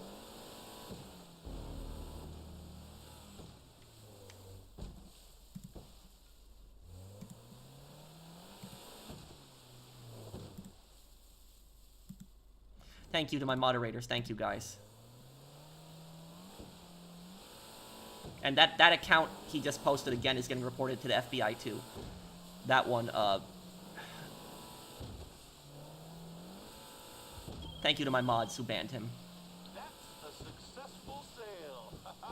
The funds are transferring. If the PS5 Pro at least has good backwards compatibility, even with just the PS3 added, I would say it's worth it. Otherwise, they'll immediately know. Yeah, I think we should be able to play PS3 games. I wish we could play PS2 games even, but it's not gonna happen.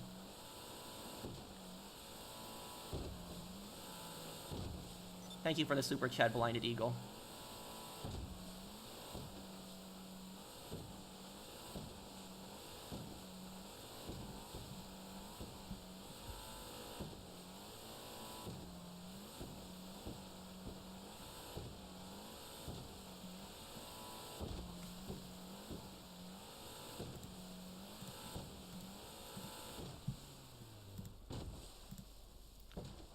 And also, guys, I will have another part of San Andreas out for you guys tonight. So tonight, I'll have the next part of San Andreas out after the stream, actually.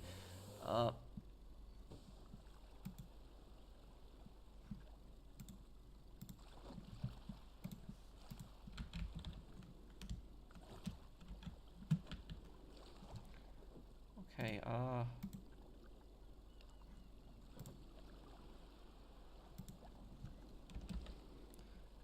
yeah, okay, I'm gonna have the next part up for you guys. It's uploading right now. It'll be after the stream.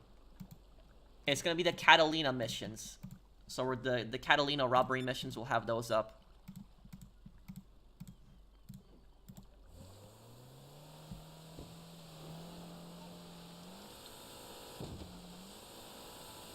Okay, let's go to his business.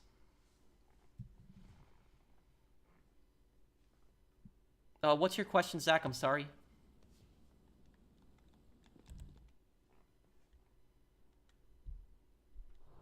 You, but Cesar says you were a real man.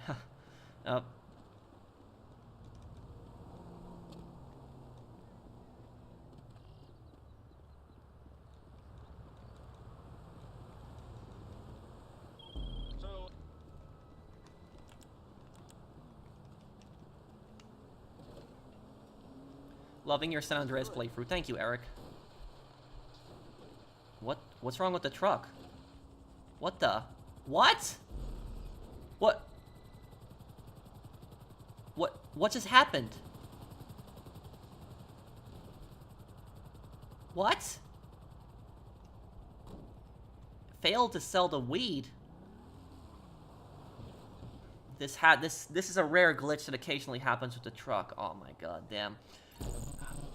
I feel bad now. Whose shipment was this? All the supply, the manufacturing, the resupply, the marketing. He sold and got jacked.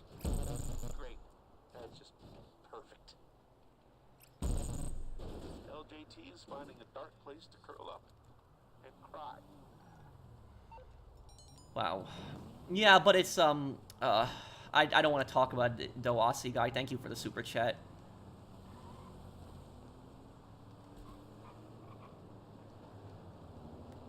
Have that boat mask still on too.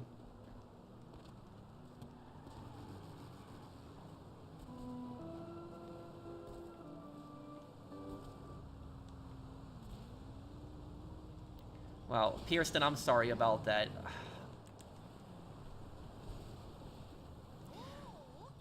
Hey Patrick, I love your great content and a great person. I just want to thank you for talking about The Sopranos. I'm currently in season 2, and loving it. So thanks and keep it up. Thank you, Ace.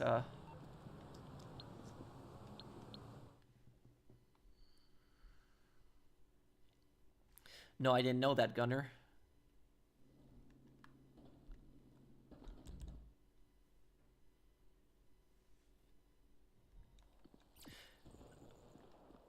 Pro, if the French never invaded Mexico, would Mexico have joined the American Civil War with the side of the Confederacy? No, because the Confederacy would not have given Mexico any land.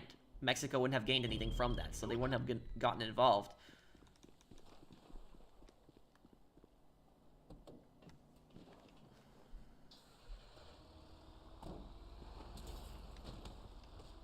I'm just gonna drive to the location here.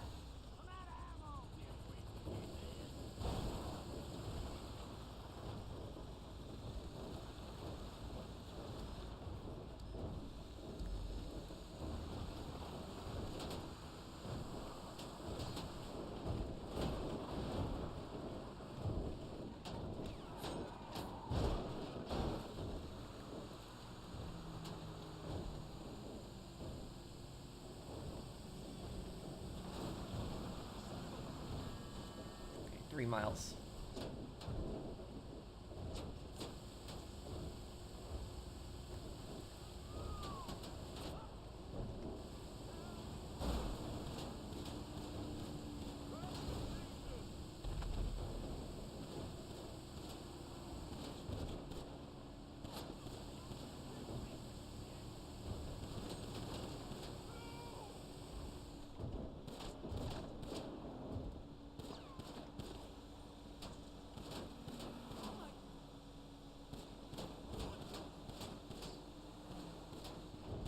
Okay, here we go.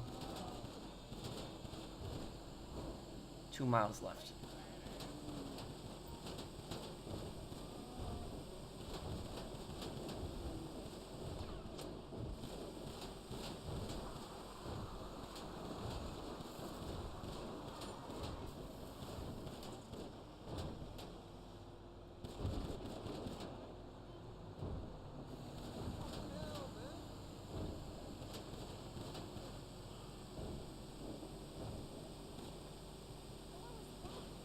Wait, what? Skooma, what?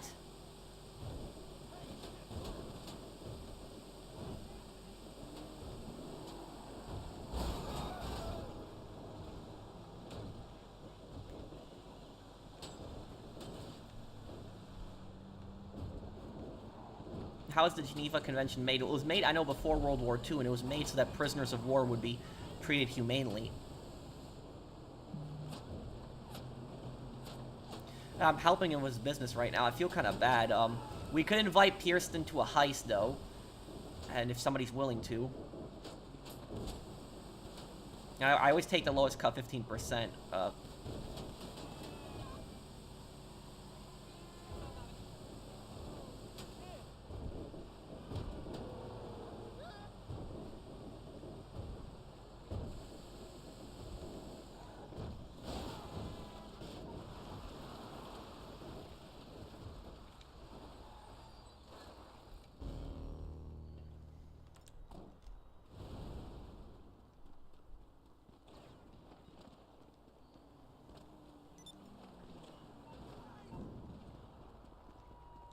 Okay, let me help with a heist here. Pearson, how many businesses do you have left to sell? Is this it, or...?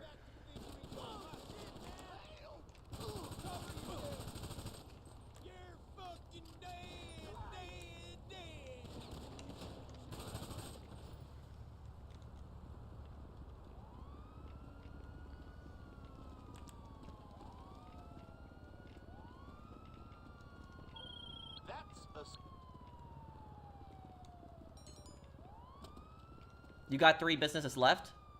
Okay, let's help you with that then. And then we can probably invite you to a heist afterwards, too. I can help you with your heist afterwards, Otto, if you're willing to invite Pearson to it, too. But I'm gonna help Pearson finish his other businesses, because I feel bad that he lost that one business there.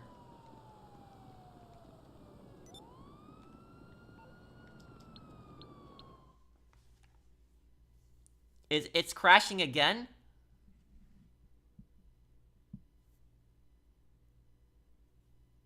Is my stream fine, guys? Is it crashing again?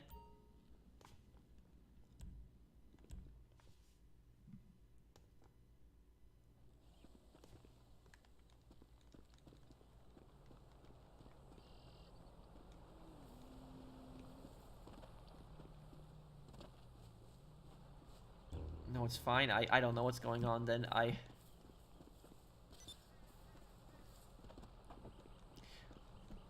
I'm sorry, guys, about what's going on with the stream. I'm sorry, everyone. Oh, great post-op fans.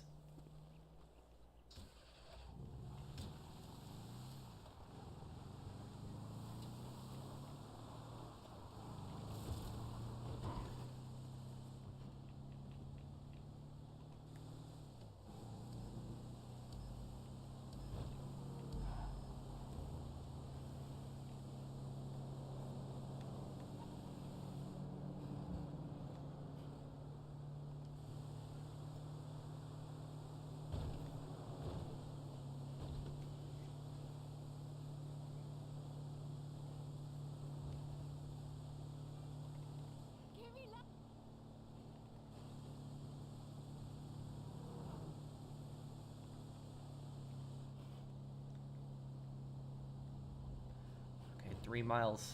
Well, hopefully we get there quick.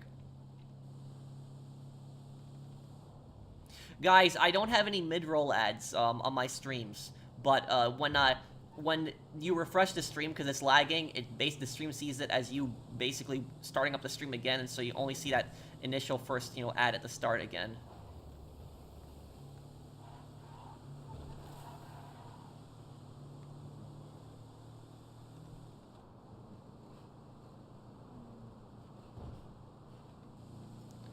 Can I give advice for new beginners? Well, since 5 years, I mean, 5 years ago was the they had the casino heist in Cayo Perico. That's like, and the acid lab. So basically, what I would recommend doing is buy supplies for all the MC businesses, have those producing. Buy supplies for bunker, buy supplies for your acid lab too, and have your have your nightclub also producing. And when that's doing it, all do the Cayo Perico and casino heist.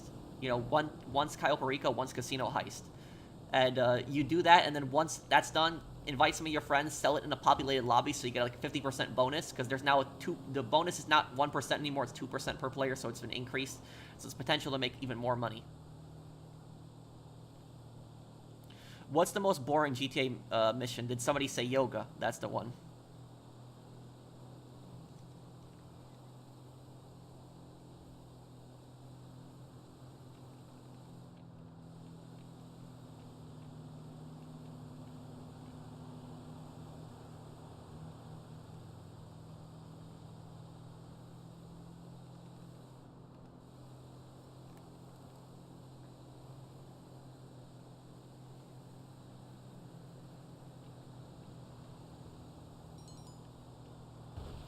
Oh, 2.5%, right. Okay, I'm sorry.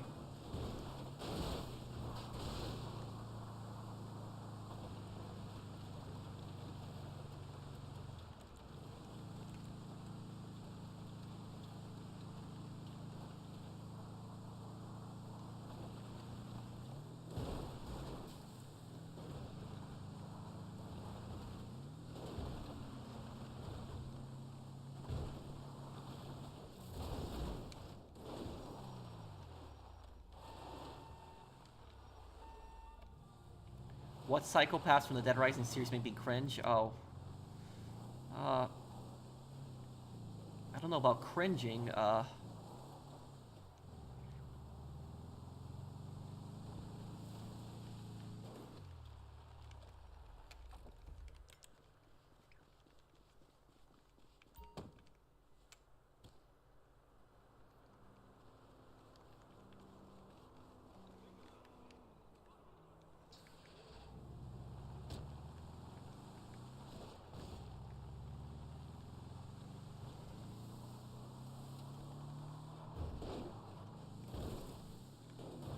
When does the next part of San Andreas come out? Right after the stream today.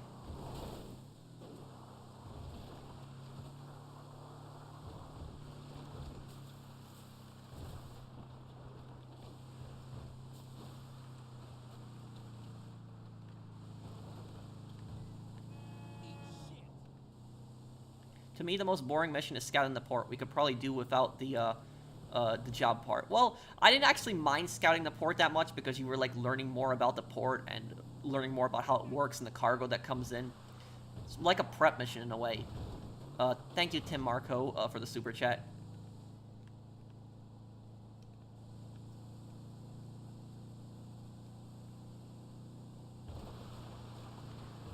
I don't know that history too well, Gunner.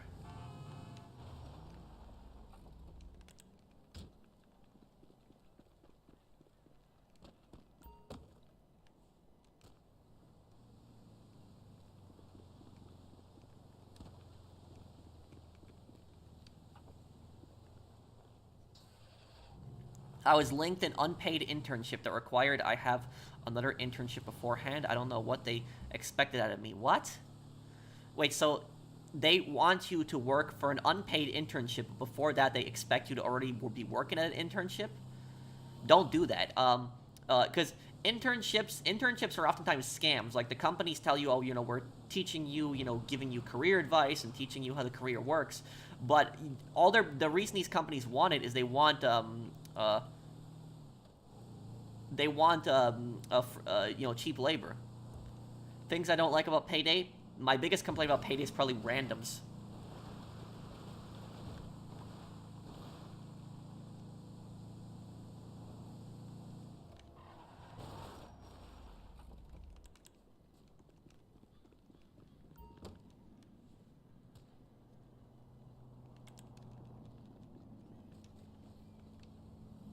No, Vision, it's not. I answered this question earlier.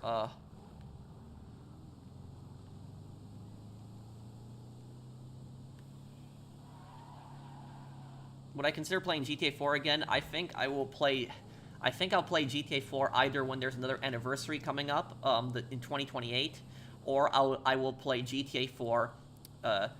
So I'm gonna play GTA 4 either during the anniversary, or I'll play when there's a remaster. Thank you, Ryan, for the super chat.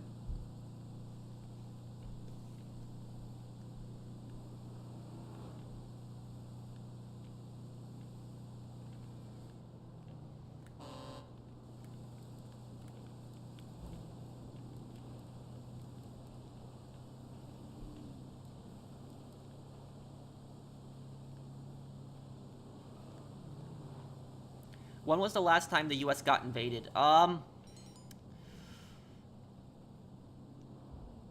Well, the U.S.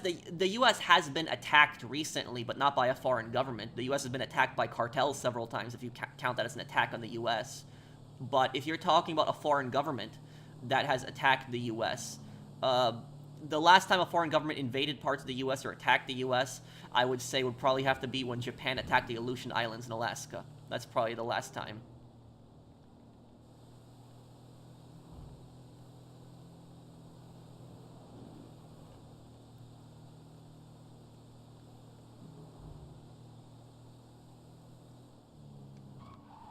Hey, Professional, I've been a fan for about a month since I came across your GTA 4 videos.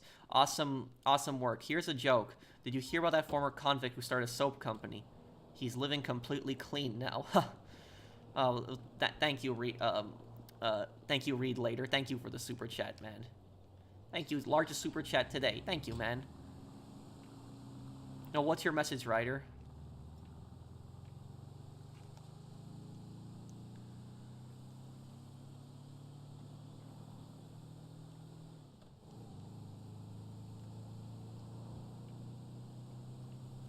What did Japan do in Alaska? They conquered the Aleutian Islands, like islands off the coast of Alaska.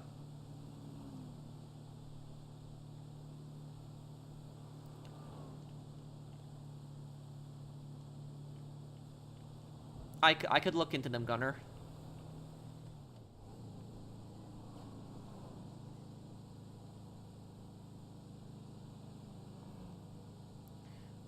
Mouthwashing? That's the name of a game?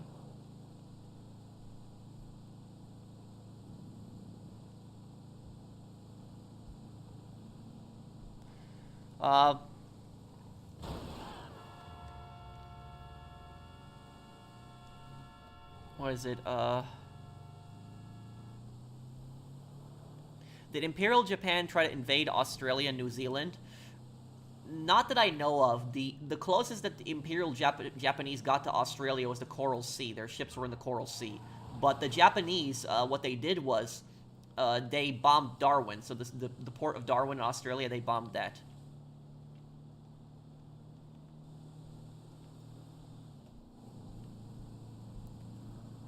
Oh, can you post it again, Skooma?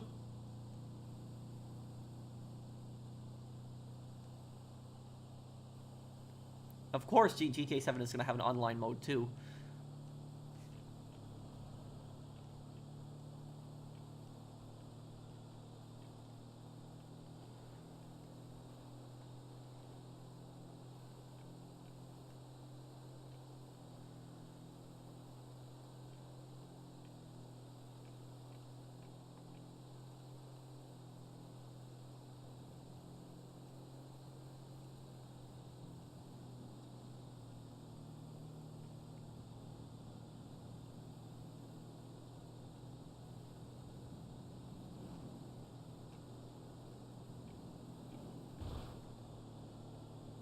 Hey, Curiosity.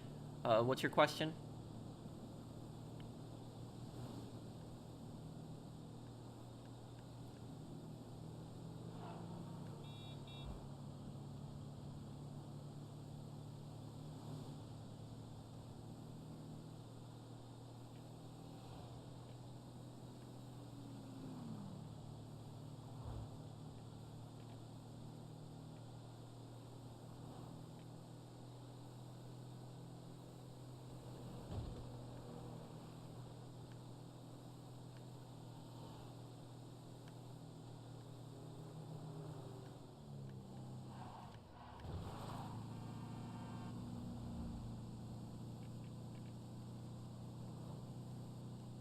Uh...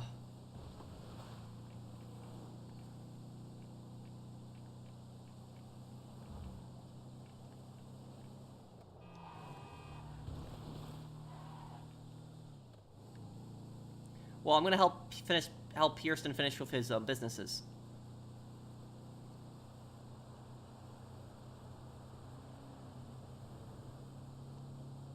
They fixed Payday 3. Angry Joe went back to the company, emailed him. He got harassed from his fans for going back. They added servers that you can host and search. How did Angry Joe respond to the fans that were criticizing him? And Skooma, can you just post a comment again? Do I think that... Sorry, excuse me. Do you think that GTA should have crossplay? With Xbox, yes, not with PC.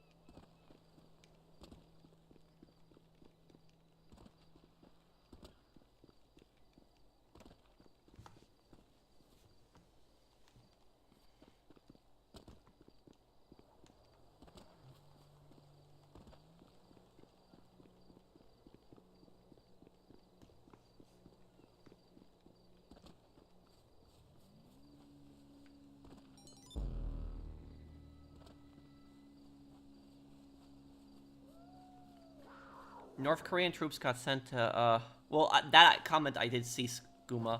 Oh, crap. Yep.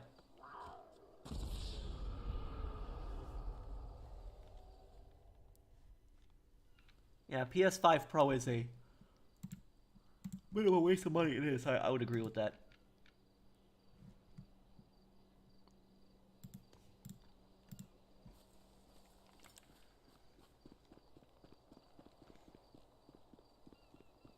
There are no cougars in this mission. That's from Dark Viper, right?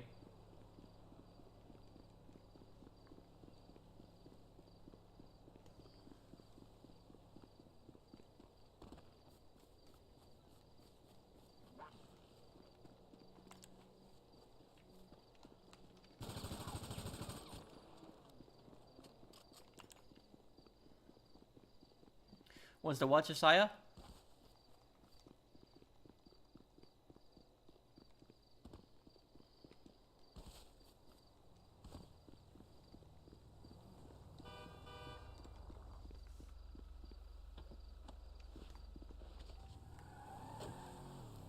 Go back to your hole, shit, Dick.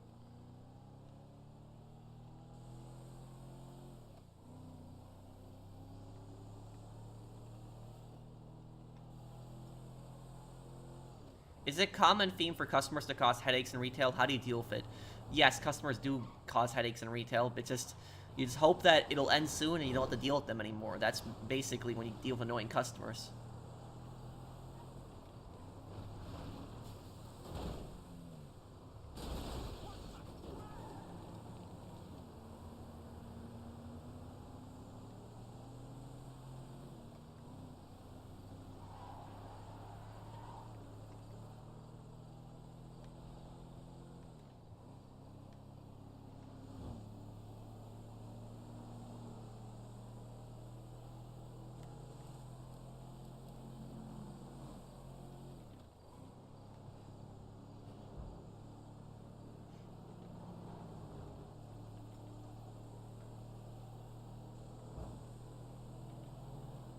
Yes, he did on his Monday video, fans, in the comments on his, when he went back to playing a game, he didn't like. Was he actually paid for it? Was he sponsored by them? And did Angry Joe respond to the criticism?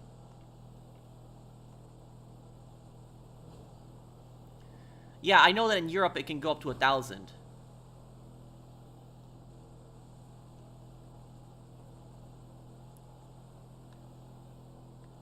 Man, this post-op mission is lasting really long.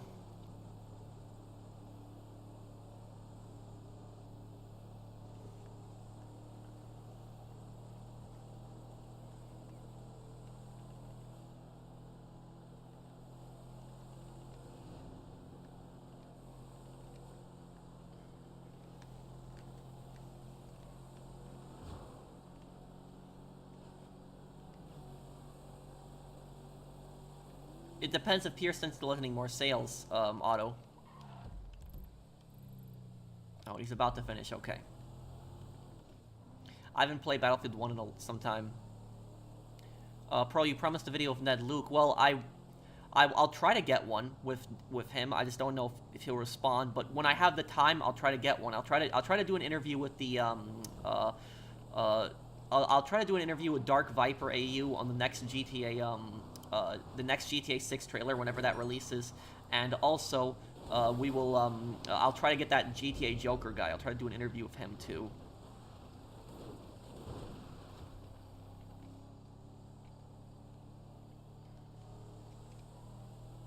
Okay, I'll see you, Lard. Take care, man.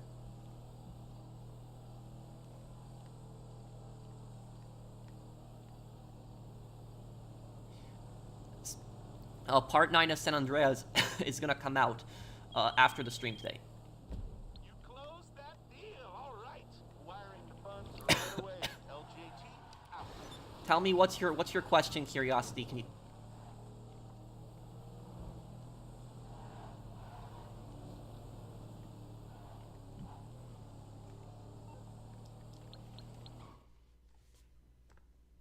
Pearson, how many businesses? GTA Joker is the guy who tried to sue Rockstar.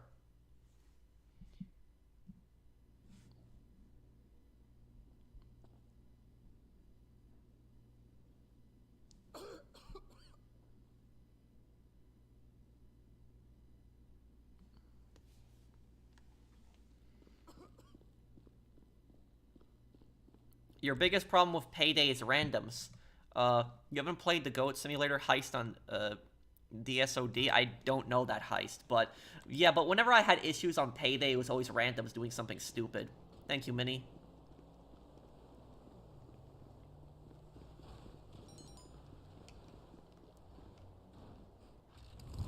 Okay, so we got 2 businesses left to sell here then.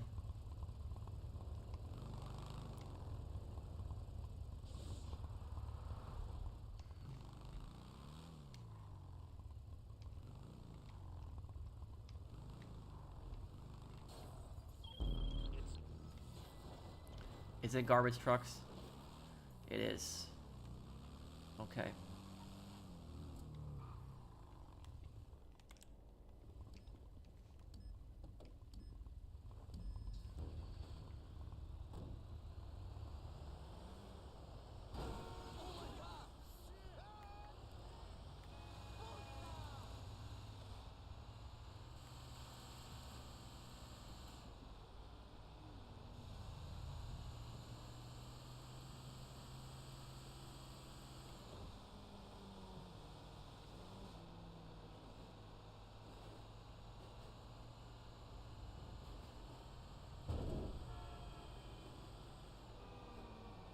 This mission shouldn't be too bad.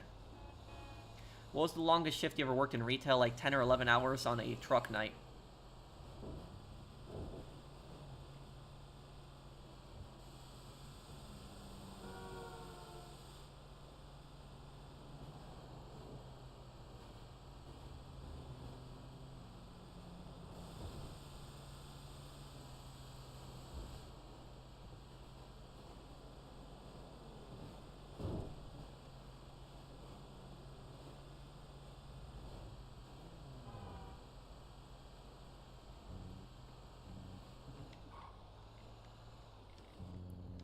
Thank you, Mr. Devil Gaming, for sponsoring my channel for nearly 3 years. Thanks, man.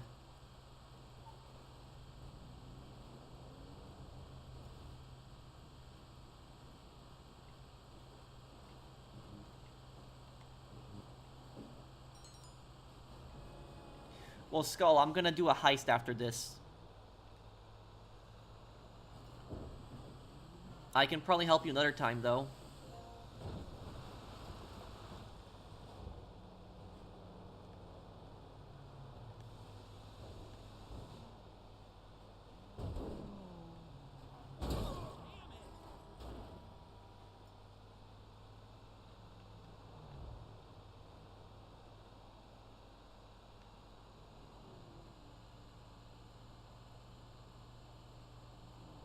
Can you tell a story about truck nights? A lot of stories to tell.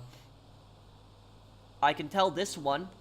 One time on a truck night, I pulled into the parking lot and the truck was parked at a weird angle, and I saw, like, stuff just spilled all over the parking lot floor.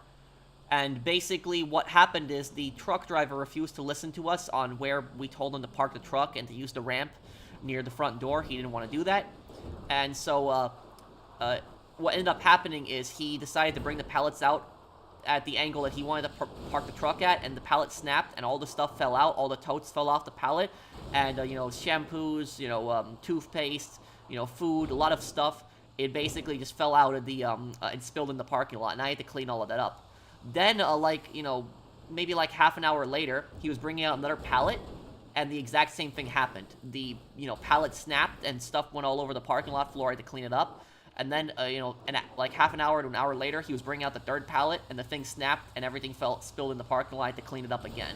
So I had to clean up the parking lot 3 times. And after 3 pallets that snapped, the truck driver basically said at that point is okay, you know, I'm gonna listen to you guys. I'm gonna park the truck in the front.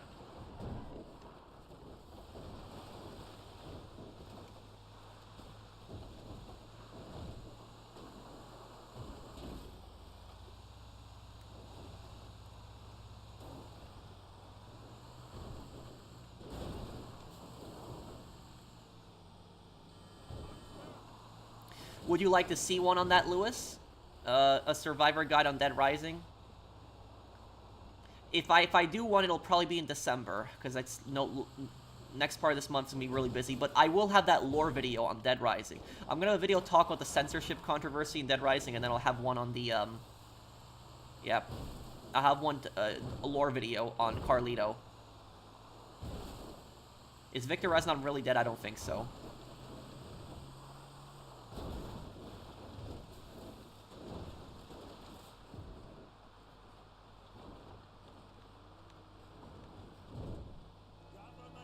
Oh, they're definitely gonna let you swim. Not letting you swim in a game that's gonna take place in Florida is one of the stupidest things ever. They'll definitely let you swim.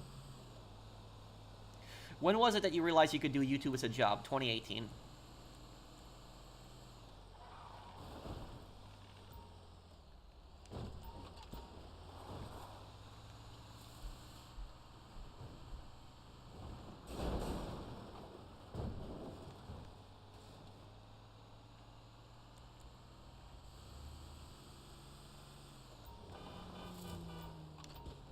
How do you know Victor Reznov is not dead? Because that emails that you can read on the computer at the end of the game, like those when you get up from the chair.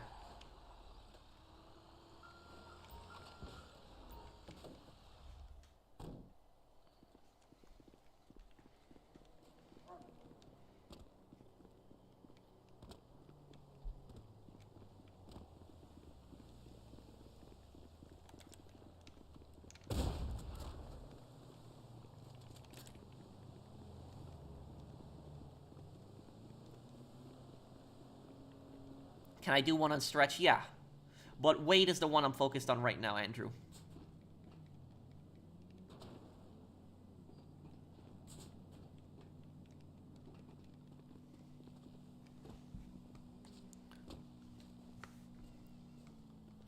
But, Lewis, Billetter, did you want to see one on the survivors in Dead Rising?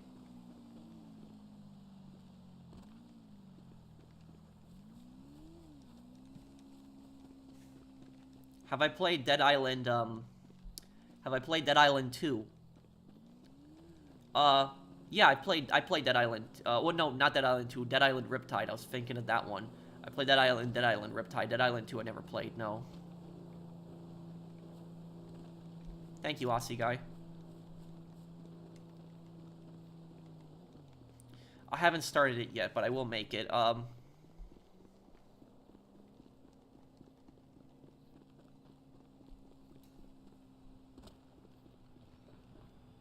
Damn. I somehow did all 5 drops before they did 1. Well, it's probably because I had lucky drops, easy drops. It's probably the reason.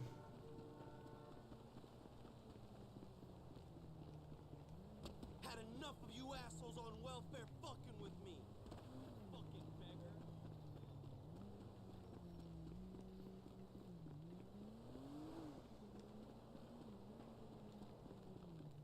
Hangers on like you are fucking up this country.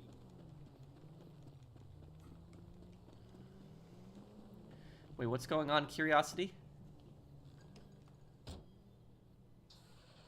Thank you, Lewis. Well, Lewis, just be patient with me. If I make one, I'll probably make it in December.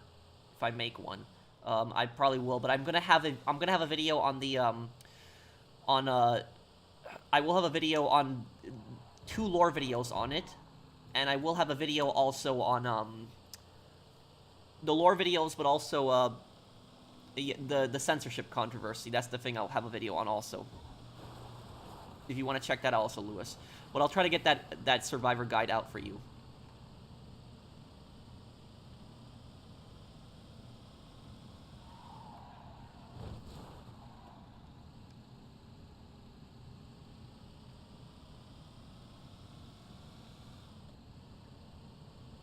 The censorship controversy in Dead Rising. I'm gonna have a video talking about it. Yes, I do celebrate Thanksgiving.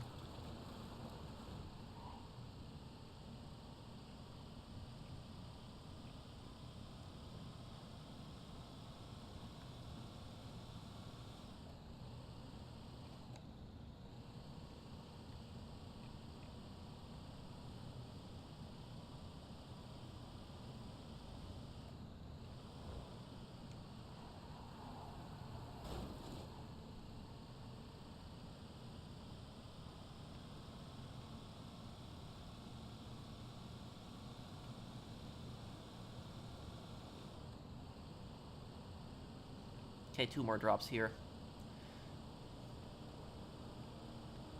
But, Lewis, let me ask, here, Lewis Billetter, is that okay with you, those videos?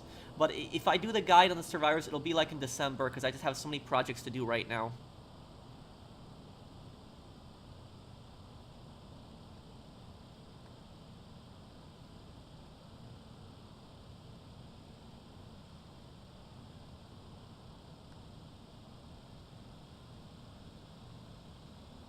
Can you post the message against Skooma?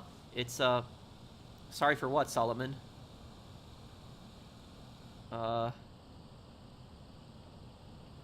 Will Hong Kong, Tibet, and Tiananmen Square be freed? Well, China will never acknowledge Tiananmen Square as long as the current government in power is,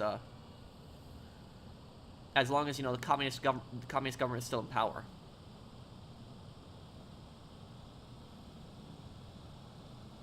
Yeah, this is YouTube. Well, Xi Jinping is pretty much a dictator.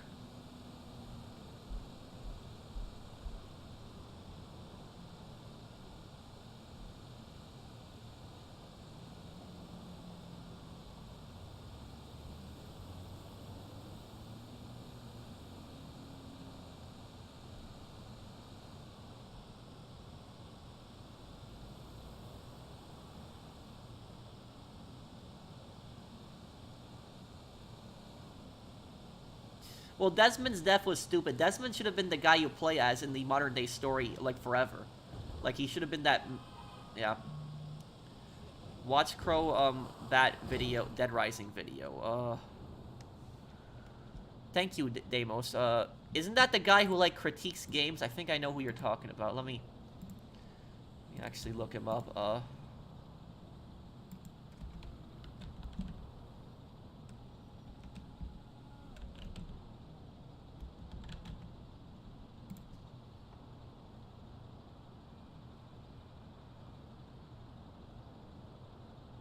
Oh, he made one on Dead Rising.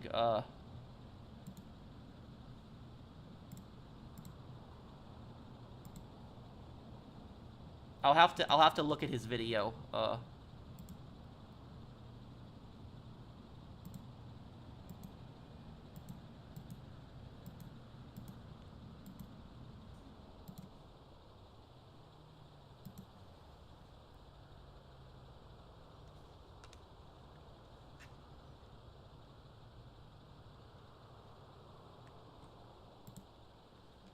Yeah, this is the guy who, like, critiques games. He doesn't even do any commentary. He just, like, shows raw gameplay, but his gameplay alone kind of, shows the... Yeah, shows what he's talking about.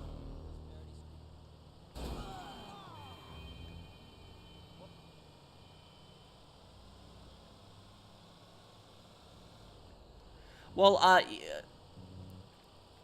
you can ask political questions, Curiosity. I don't have a problem with that, but I'm probably not going to answer them because I stay away from politics on the channel. It's like politics is very divisive, and I just, you know, everybody has like a different opinion, and I guarantee you that the people in this chat, it's like, you know, half the chat probably thinks one way, half the chat probably thinks another way, and then you probably have a group of people that probably doesn't think either way. So literally is like, everybody has so many different opinions in politics, but people just in general like GTA and like the games I play in this channel. So I try to keep it, you know, everyone together, and I don't really engage in talking politics. Sometimes when I talk politics, I like talk history and stuff like that relating to it, but I typically try to stay as my best as possible to stay away from it. Well, Stretch was a scumbag and a traitor.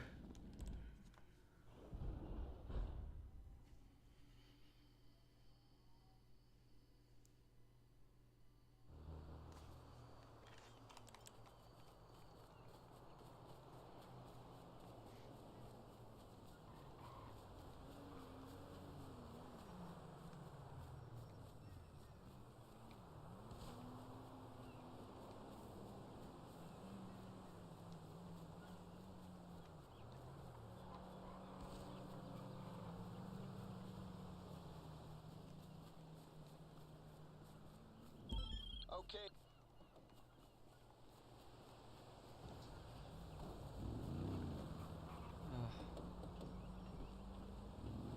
Okay, here we go.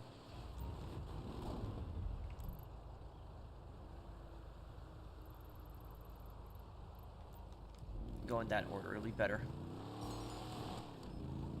Yeah, last sale. And I think I'm gonna help you with your sale first, I mean your heist first, Mark, because I promised you earlier, and then I'll help Otto with his heist if he's still on.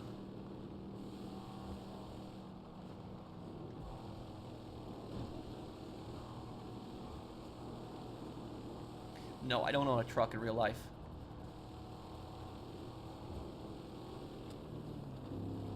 My next lore video will be sometime this month, Curiosity. I don't know when, so I can't give you an exact date.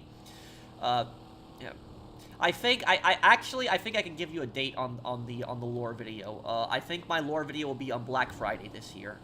I'm gonna put out a lore video on Black Friday this year. Yeah.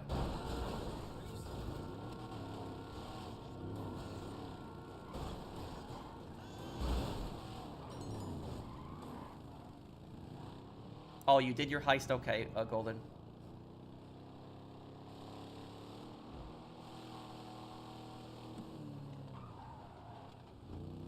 Yeah, I agree with you, Fernando. Like, the current politics is too much of a hot topic. The thing I will say is that, you know, Thanksgiving is coming up, and, you know, try to get along with all of your friends and family members regardless of politics, regardless of, you know, who you you know, support or don't support. It's not worth losing friendships over, like, you know, politics. You know, I have one of my friends that's that very different political viewpoints than me, and, you know, we're still friends. We just do not discuss, you know, politics. We just basically keep that to ourselves. But that's basically what I'll say. Is it's not, you know, it's not worth, you know, losing friendships and family members over that.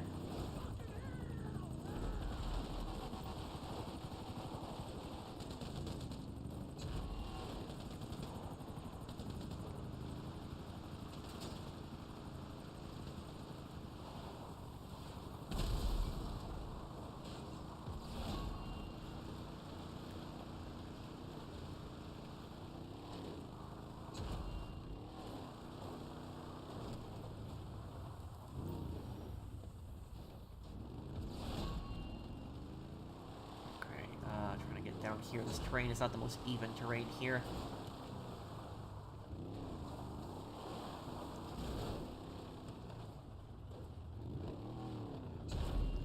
I don't know much about M6 raids, but the only thing I know is I know that the government in West Bengal is very corrupt, but that's it. But I don't know more than that.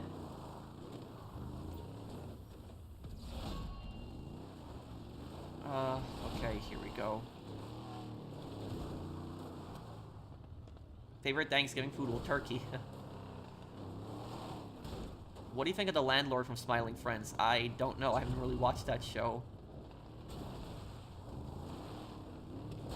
Yes, I'm gonna make a lore video on Wade. That's what I'll do.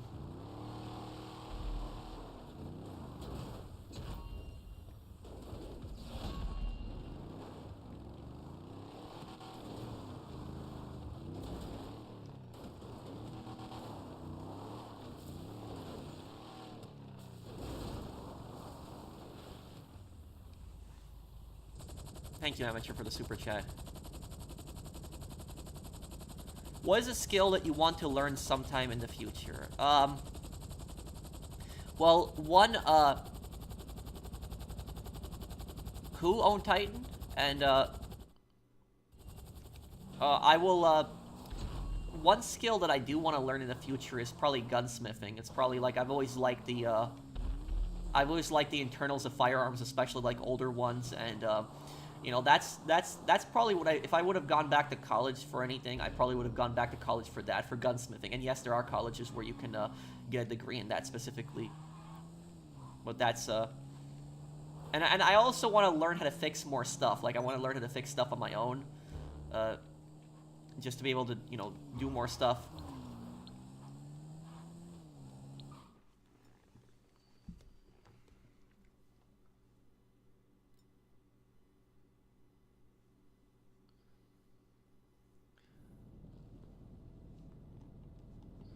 What book do you think everybody should read and why? Animal Farm. I would say Animal Farm, and the reason for that is because Animal Farm is a very simple book and very easy book to read, but it also explains the horrors of communism. So it's like a book that, you know, that even if you're not much of a reader, it's a book that, you know, anybody can easily follow, but it basically shows the horrors of communism. That's I did learn how to, the thing is, if my car ever has any kind of problems, I always go on YouTube and I try to find, like, videos on how to basically fix it. But what happens is, if it's, like, something too complicated where I need to take, like, parts out and stuff like that, I'll take it to a mechanic. There was two problems with my car that I had that I fixed on my own. And the two problems that were with my car that I fixed on my own, because I watched YouTube videos how to fix it. The first problem is that one of my parking lights in my car, it burnt out, and so I had to replace the parking light. And I looked up the parking lights for my car, And what I did was I watched a video on how to do it exactly. Oh, we're not... Okay.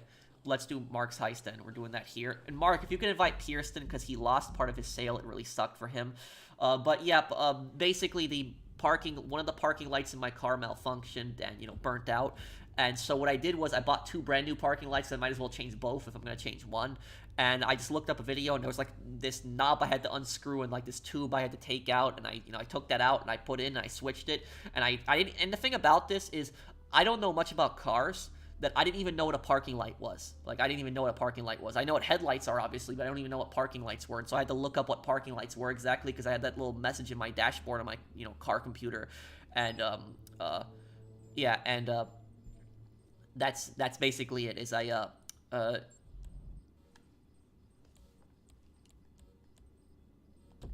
I looked it up and I changed it. The second problem that happened with my car that I changed on my own, this wasn't really like a mechanical problem. It was more like a cosmetic problem. Basically what oh right, Pearson, do you want an invite to this heist? Did Mark just start it? Pearson, are you here? Did you want an invite to this heist? Can you tell me just in the YouTube, put it in the YouTube chat if you're here still, Pearson. Oh crap, yeah, we forgot Pearson. Crap.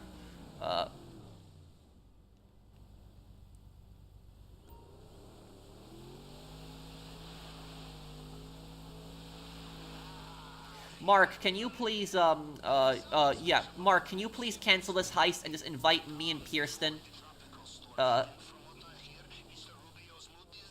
Because Pearson lost all his money on the, he lost all his money on the, yeah.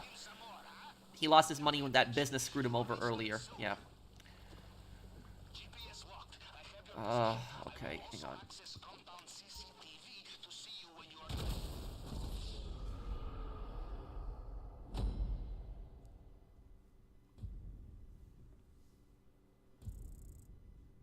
Well, he lost one of his businesses. He lost he basically lost the sale with that truck glitch at the start. But Mark, just invite me and invite Pearson, and sorry about that, Pearson.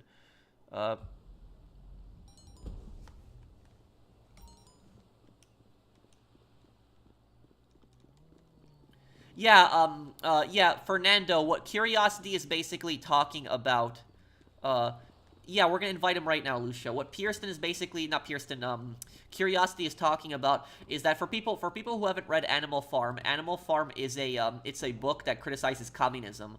And it just shows you the horrors of communism. And at the start of the book, it's like, it seems like communism is going to be a good idea because they're living under, the Tsar, which is in the book. Which in the book, the characters are all animals that live on a farm and they all talk to each other. And the farmer that abuses them is based on the Russian Tsar. And they have a revolution, and then the revolution declares that all animals are equal. But what ends up happening is it starts becoming more and more authoritarian over time, and one of the animals, a pig, is based on Stalin, and the pig basically starts dictating a lot, starts killing people, creates a secret police, and they created the line that basically said, everybody's equal, and some people are more equal than others, and that's where it comes from in Animal Farm.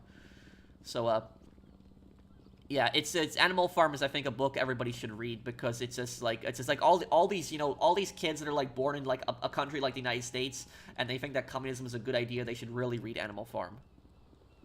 Isn't the pig named Napoleon? Yes, but Napoleon that's the name of the character in the book. But Napoleon is not based on Napoleon. He's based on Stalin.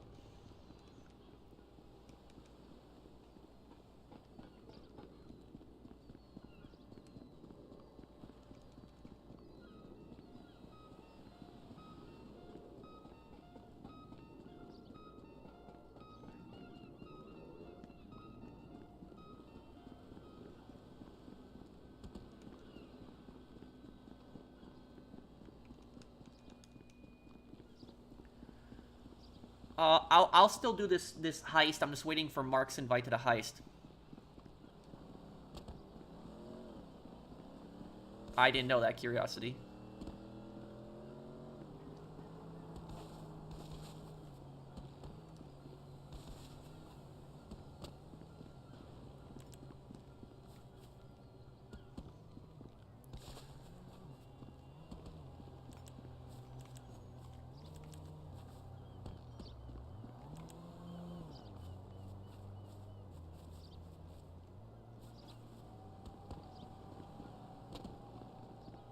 No, I haven't, Chase. I'm just waiting for the invite to the heist. Just 1 second. I'll get the invite in a moment here. No, I haven't, Golden. What was the second problem with my car? All right, the second problem. The second problem was a cosmetic problem that I fixed. Basically, do you know what happened is the door handles that are on my car, the door handles were, and I'm not joking when I say this, they were melting off. Like, they were actually melting. Like, the door handles. Like, they were actually melting. And if you touch the door handle, you would get, like, that melted, you know, black stuff all over your hands. And I don't know what was causing this exactly, why this happened. It wasn't even that hot, and it started happening. And I looked up my car model, and I looked up that exact issue, and it happened to other people. It wasn't just my car, it happened to other people. And I watched a YouTube video how to replace the door handles. Let's get Pearson in here first, Mark. Yeah, that's Pearson. I watched a video on how to replace the door handles. I bought it from Amazon.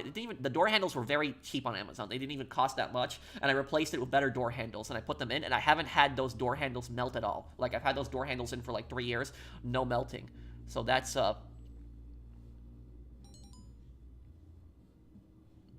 just go on Google and type in BMW door handles melting, and you'll see what I'm talking about. It's like that. I think it's the door handle. It's the inside part of the car, the inside part, not any outside handle. It's the inside part, like the part that's kind of like that part was the part that's in the car when you're inside the car, like I don't know cars. Is that part you use to basically pull the door towards you? That part. I think it's a door handle. I think that's what it's called. And that part was melting. But yeah, if you just Google BMW door handles like melting, you'll see exactly the problem I had. A lot of other people had it too.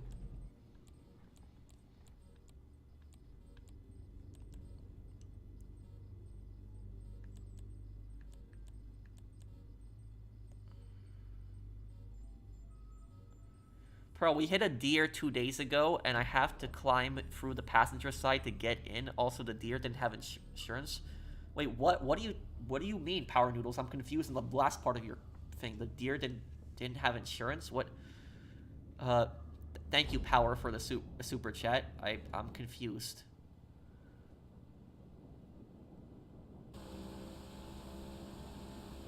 Well, Mark just wanted to do it with 3 people mini.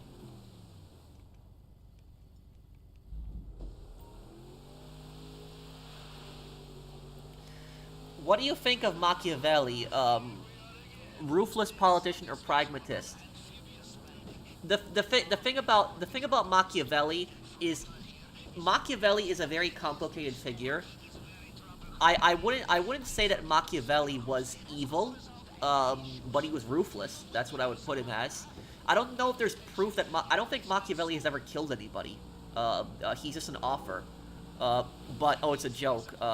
It's a joke about a deer, but about Machiavelli is Machiavelli doesn't advocate just blind cruelty. He doesn't just advocate that the leader should just be cruel and just, you know, kill their people. Machiavelli argues for the leader to do good for the country, but he argues that for the leader to stay in power, the leader should do whatever it's possible to stay in power. That's what Machiavelli argues. And that's basically where Machiavelli's like extremism comes from, because Machiavelli says that for the good of the country, the leader should do whatever it takes to basically stay in power. So that means that even if it's something brutal, even if it's something like, you know, bad, just for the leader to stay in power, they should do whatever it takes to stay in power. So that's where Machiavelli's ruthlessness basically comes in. Machiavelli also believes that it's better to be feared than loved, but I think that it's better to be loved than feared, personally.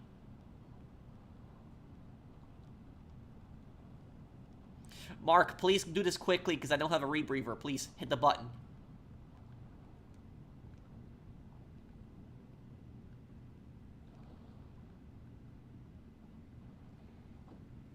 Also, a thought came to my mind, Pat. Have I ever played Payday 2 on DSOD difficulty? I remember taking an hour for me to complete the panic room on it. No, I don't think I have. I haven't really played Payday 2 that much. I used to play it many years ago, but...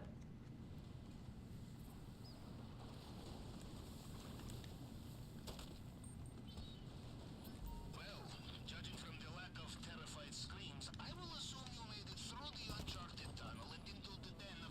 don't kill that many guards. According to plan, huh? Now, let's see what he has for us in the vault this time. What? Oh, great.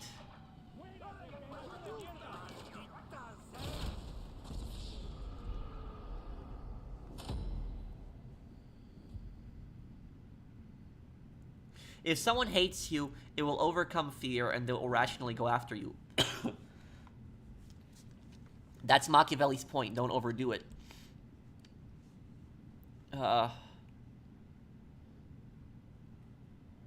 Well, I would say that it's more about what I use. I would say being loved and respected is better than being feared, because the thing is, if you live in a country where you fear the leader, you live in an authoritarian system. And I know Machiavelli did not support democracy, but that's he's a good guy in Assassin's Creed, though. That's the thing about Machiavelli is. Now, let's see what he has for us in the vault this time.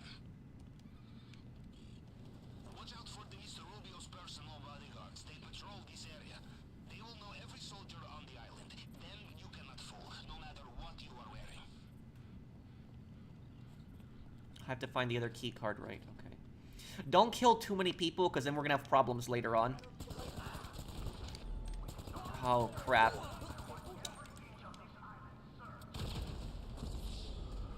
Okay, everybody just follow me on this part. Wasn't Stalin a fan of Machiavelli? Stalin, Hitler, Mussolini, they all read his work. And the thing about this is that all of these dictators had very different, ideologies. Like Stalin was a communist, Hitler was, a fascist, but they looked at Machiavelli's social policies, and that gave them inspiration. So that's why Machiavelli is oftentimes associated with evil, because a lot of evil men have read his book.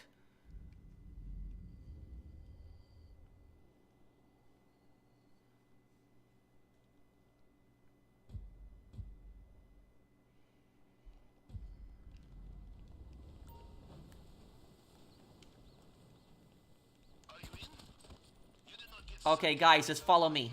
I knew you'd be fine. How likely is it I have two operations in the same way, huh? Now, we'll look for the vault. Maybe start in the central building.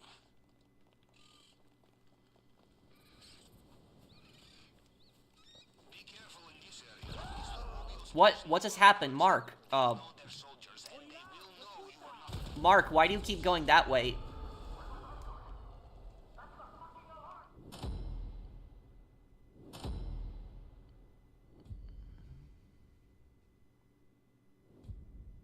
Pierston, follow me. Just follow me. Mark and Pierston, just follow me. Just follow me on this. Pierston, you don't have to kill every guard, though. It's gonna cause problems. When's the final World at War mission tomorrow? Have a special for Veterans Day.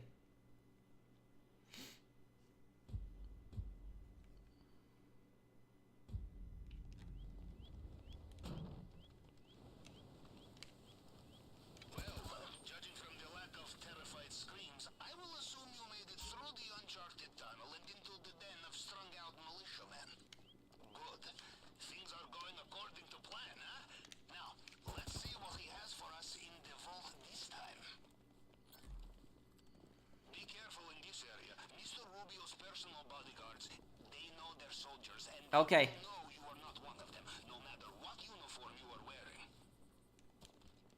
Pierston, stop shooting.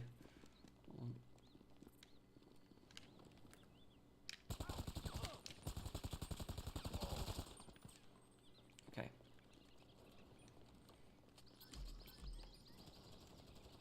Acaba de irse. Hace nada estaba preguntando por usted. Come on. ¿Sigue por ahí? Todavía no ha terminado. This guy sometimes drops keys. No keys. Okay. Keys? Keys. Okay, good. Pearson, wait, don't rush up too much. Okay.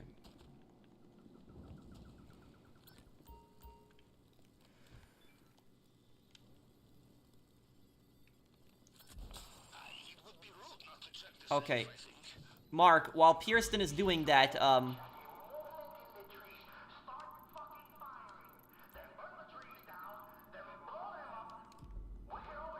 Mark, come downstairs with me before the other guards spawn.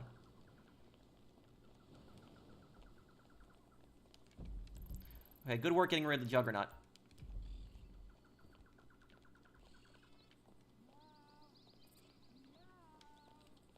You find a locked door. In my experience, you can also find the key. Mark, come over here. Help me get in this room. You must use them simultaneously.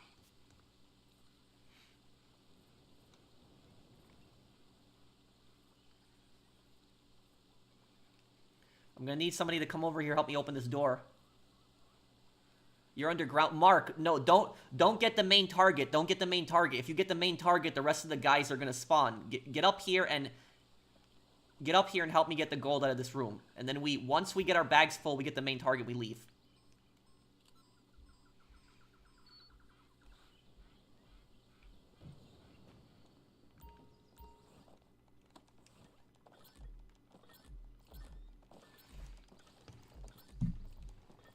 Kirsten, please do not get the main target. It's gonna spawn a bunch of guards. Mark, come with me now, and, where is the, oh yeah, the other gold. Right over there.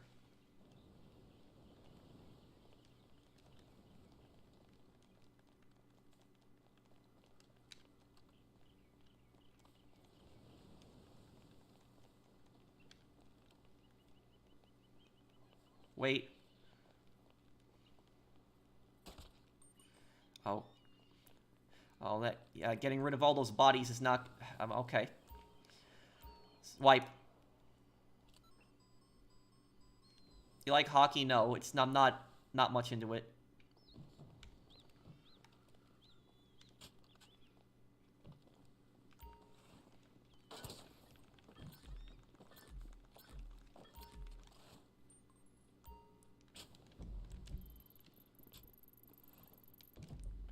Okay, once all the bags are full, let's go and get the target.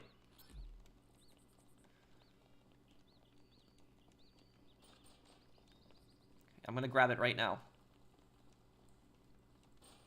Guys, can you guys both do me a favor? Go to the area where the front gate is. Just wait in the front gate for me. I'm gonna get this, and the second I get this, I'm gonna run to you guys. We're just gonna leave. Hide somewhere near the main gate. 57, 80, 50. We have the combination. Just take your time.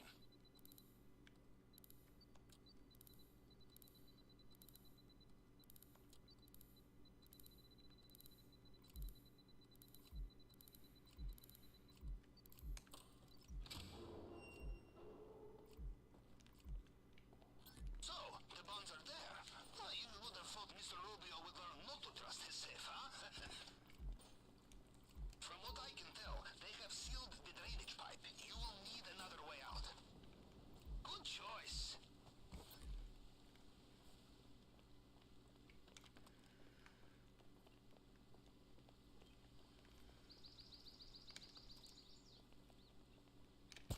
And no shift of guards just plugged in. Careful out there. Come on.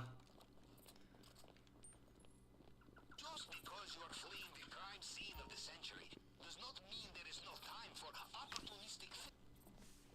I love watching your GT Online San Andreas videos. Thank you.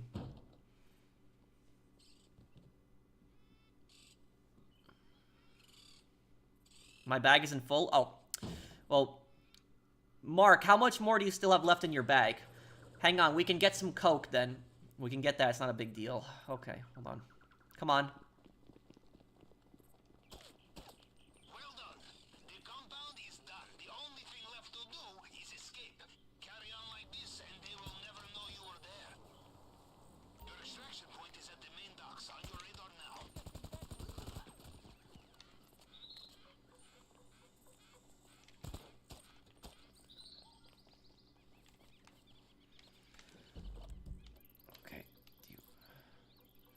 It doesn't seem you have anything else marked on this. Okay. This island. Okay, hold on.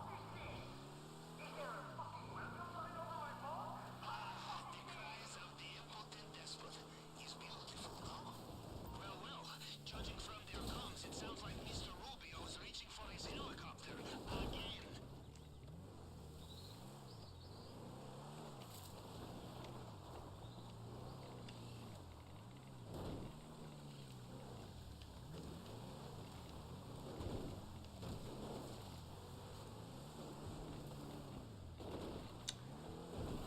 Hold on, I've got a better idea. Don't go down there, I've got a better idea. Oh, crap.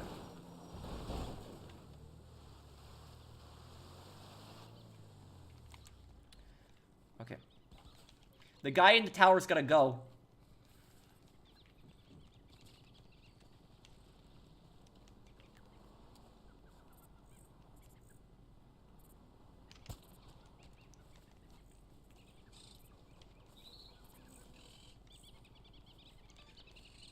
Mark, come on, this way.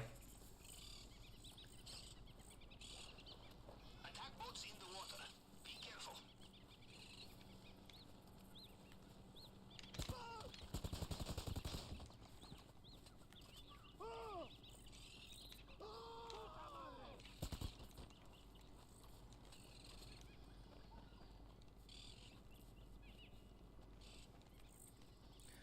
There's gonna be a cage for you to open right around here, yep.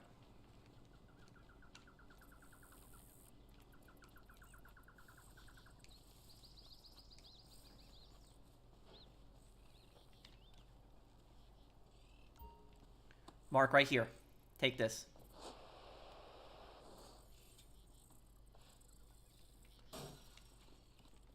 Take the weed. Oh, crap. Looks like Mr. Rubio is getting back in his helicopter, just like last time. Wait, Mark, did you die? What? Crap,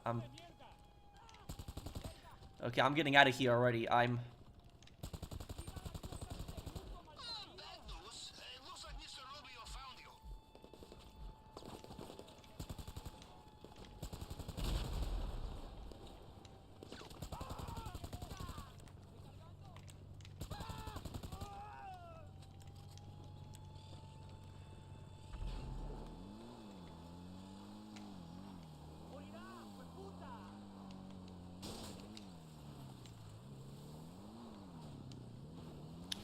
Okay.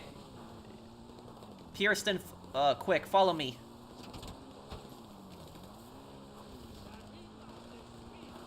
Oh, crap.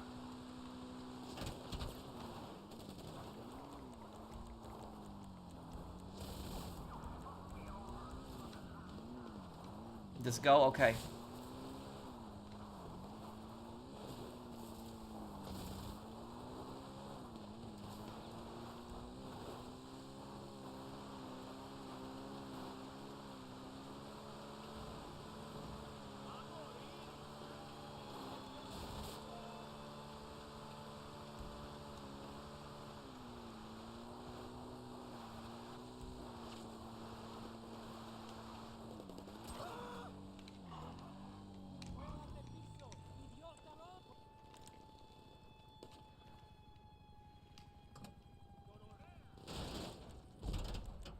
Oh, crap, you gotta be kidding me. Unless we take the air defenses down, this is a very bad idea.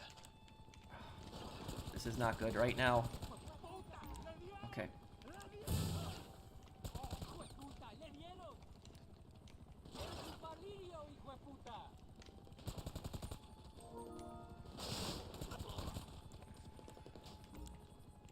Okay.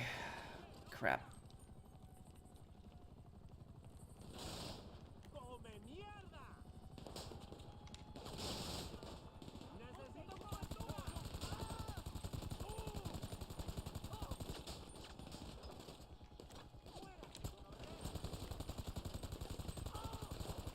Damn, die. Okay.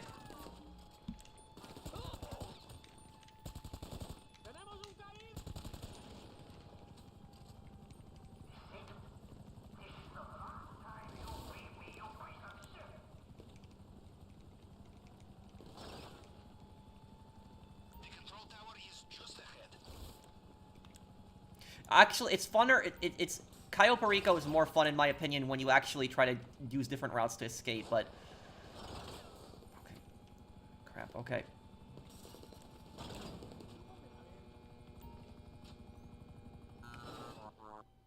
The beauty of analog electronics. Reliable, hard-working, easy to hack. Here is how you use the tool. Plug the wires on the left into the values on the right. Work top to bottom. The values must add up to the target voltage. That's the number in the middle.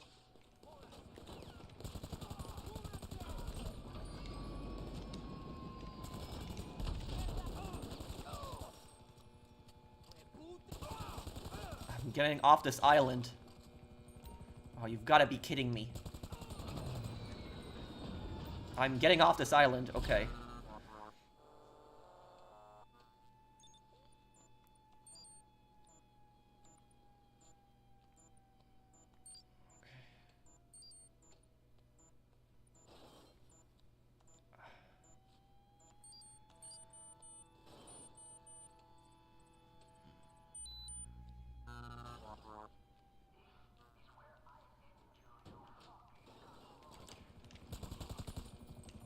Good. System is disabled.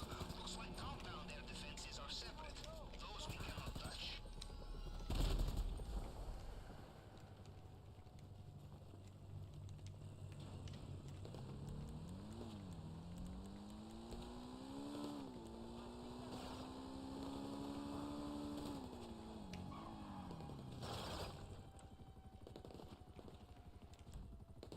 Crap. I got it. Okay.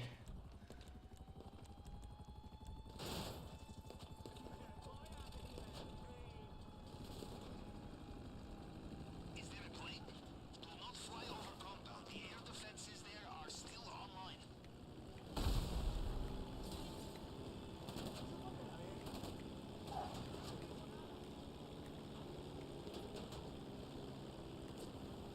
Oh, my plane's smoking. Oh, no. Fly higher. It'll be harder for him to hit me. My god, I'm still getting shot by the AI.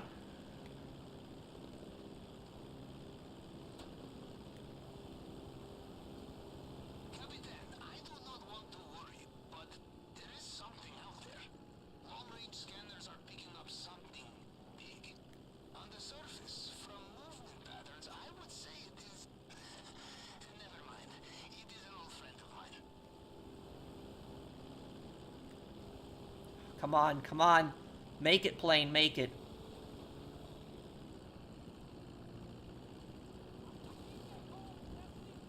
Oh, man, I made it out. Oh, okay. I escaped that. Did you guys expect I was gonna get out on that one? So that's what happens when the other people don't make it in the heist. You're the only one that appears in the cutscene.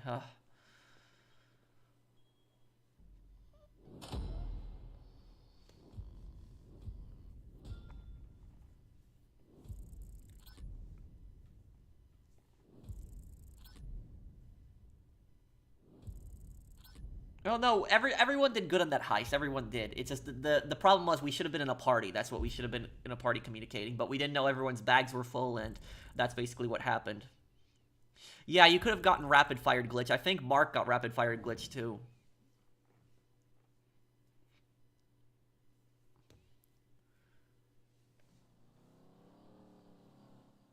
Oh, we got out. It wasn't. I wouldn't say it was a disaster because we got out.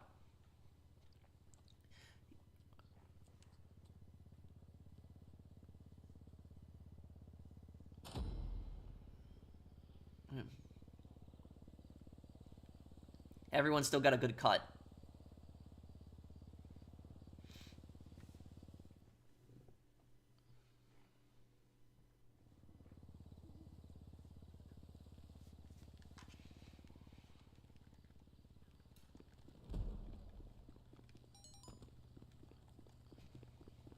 Okay. Whew. Yeah, the rapid fire glitch on GT Online is really annoying. Thank you, guys. Guys, I think I'm gonna wrap up the stream. I think I'm gonna get something to eat here. Does anybody have anything they want to ask me before I go? So before I get off here, I'll answer any questions people might have. Hey, amigo? Thank you guys for the support. Fucking remember it. I'm your goddamn boss.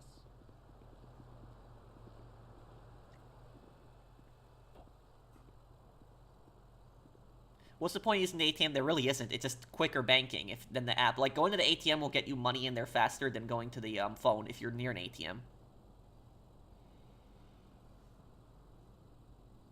Yeah, I was going to make a lore video on the Lost MC, but I just didn't have time. But I'm going to do one on Wade next.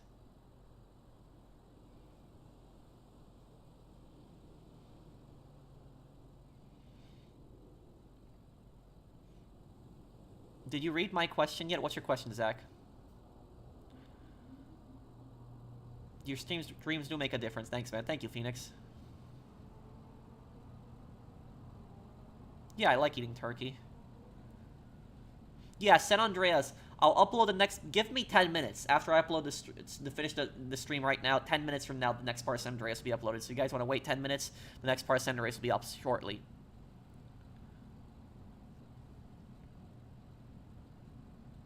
What is the question, Jesse?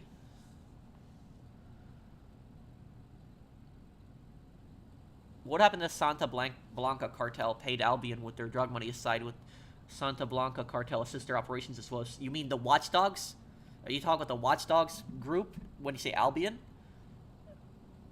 I don't think that they would really need to pay for something like that because they already have enough muscle as it is.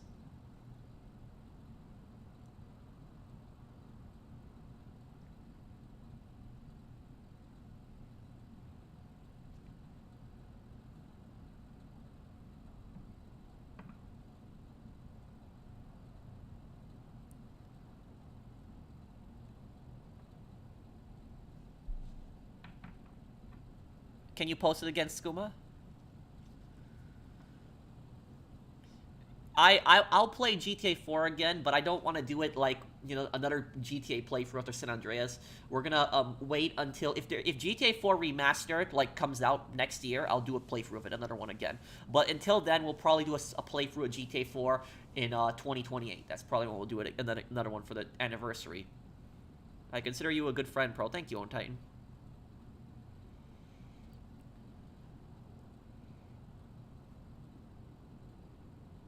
Look up the 84 Sarajevo tracksuit. What?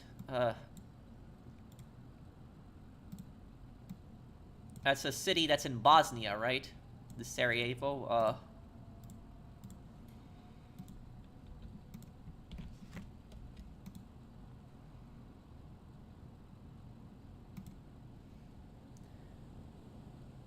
Oh, isn't this the one that, the tracksuit, it's the same tracksuit that, yeah, that Nico and Sasha wear in GTA 4 and Behind Enemy Lines.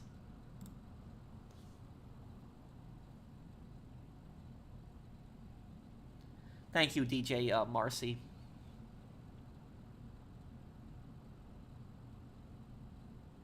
No, there's no point in me doing Red Dead Redemption on PC again, because I did it last year on PlayStation, so there's really no point. It'd be the same game. Sometimes, Andrew.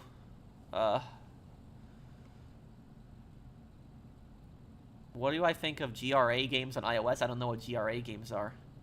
What's for dinner? I think I'll cook some shrimp tonight.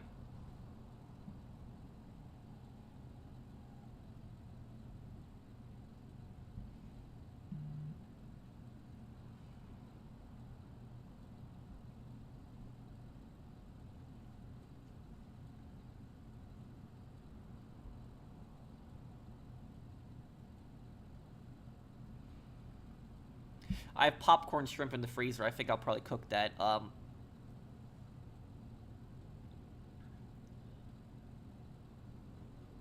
Well, I would just say don't give up and just always do YouTube as, like, fun. Like, don't look at YouTube as, like, a career, but look at something that you're going to do it for fun and enjoyment. That's what I did for a long time and eventually grew into something I could consider a career.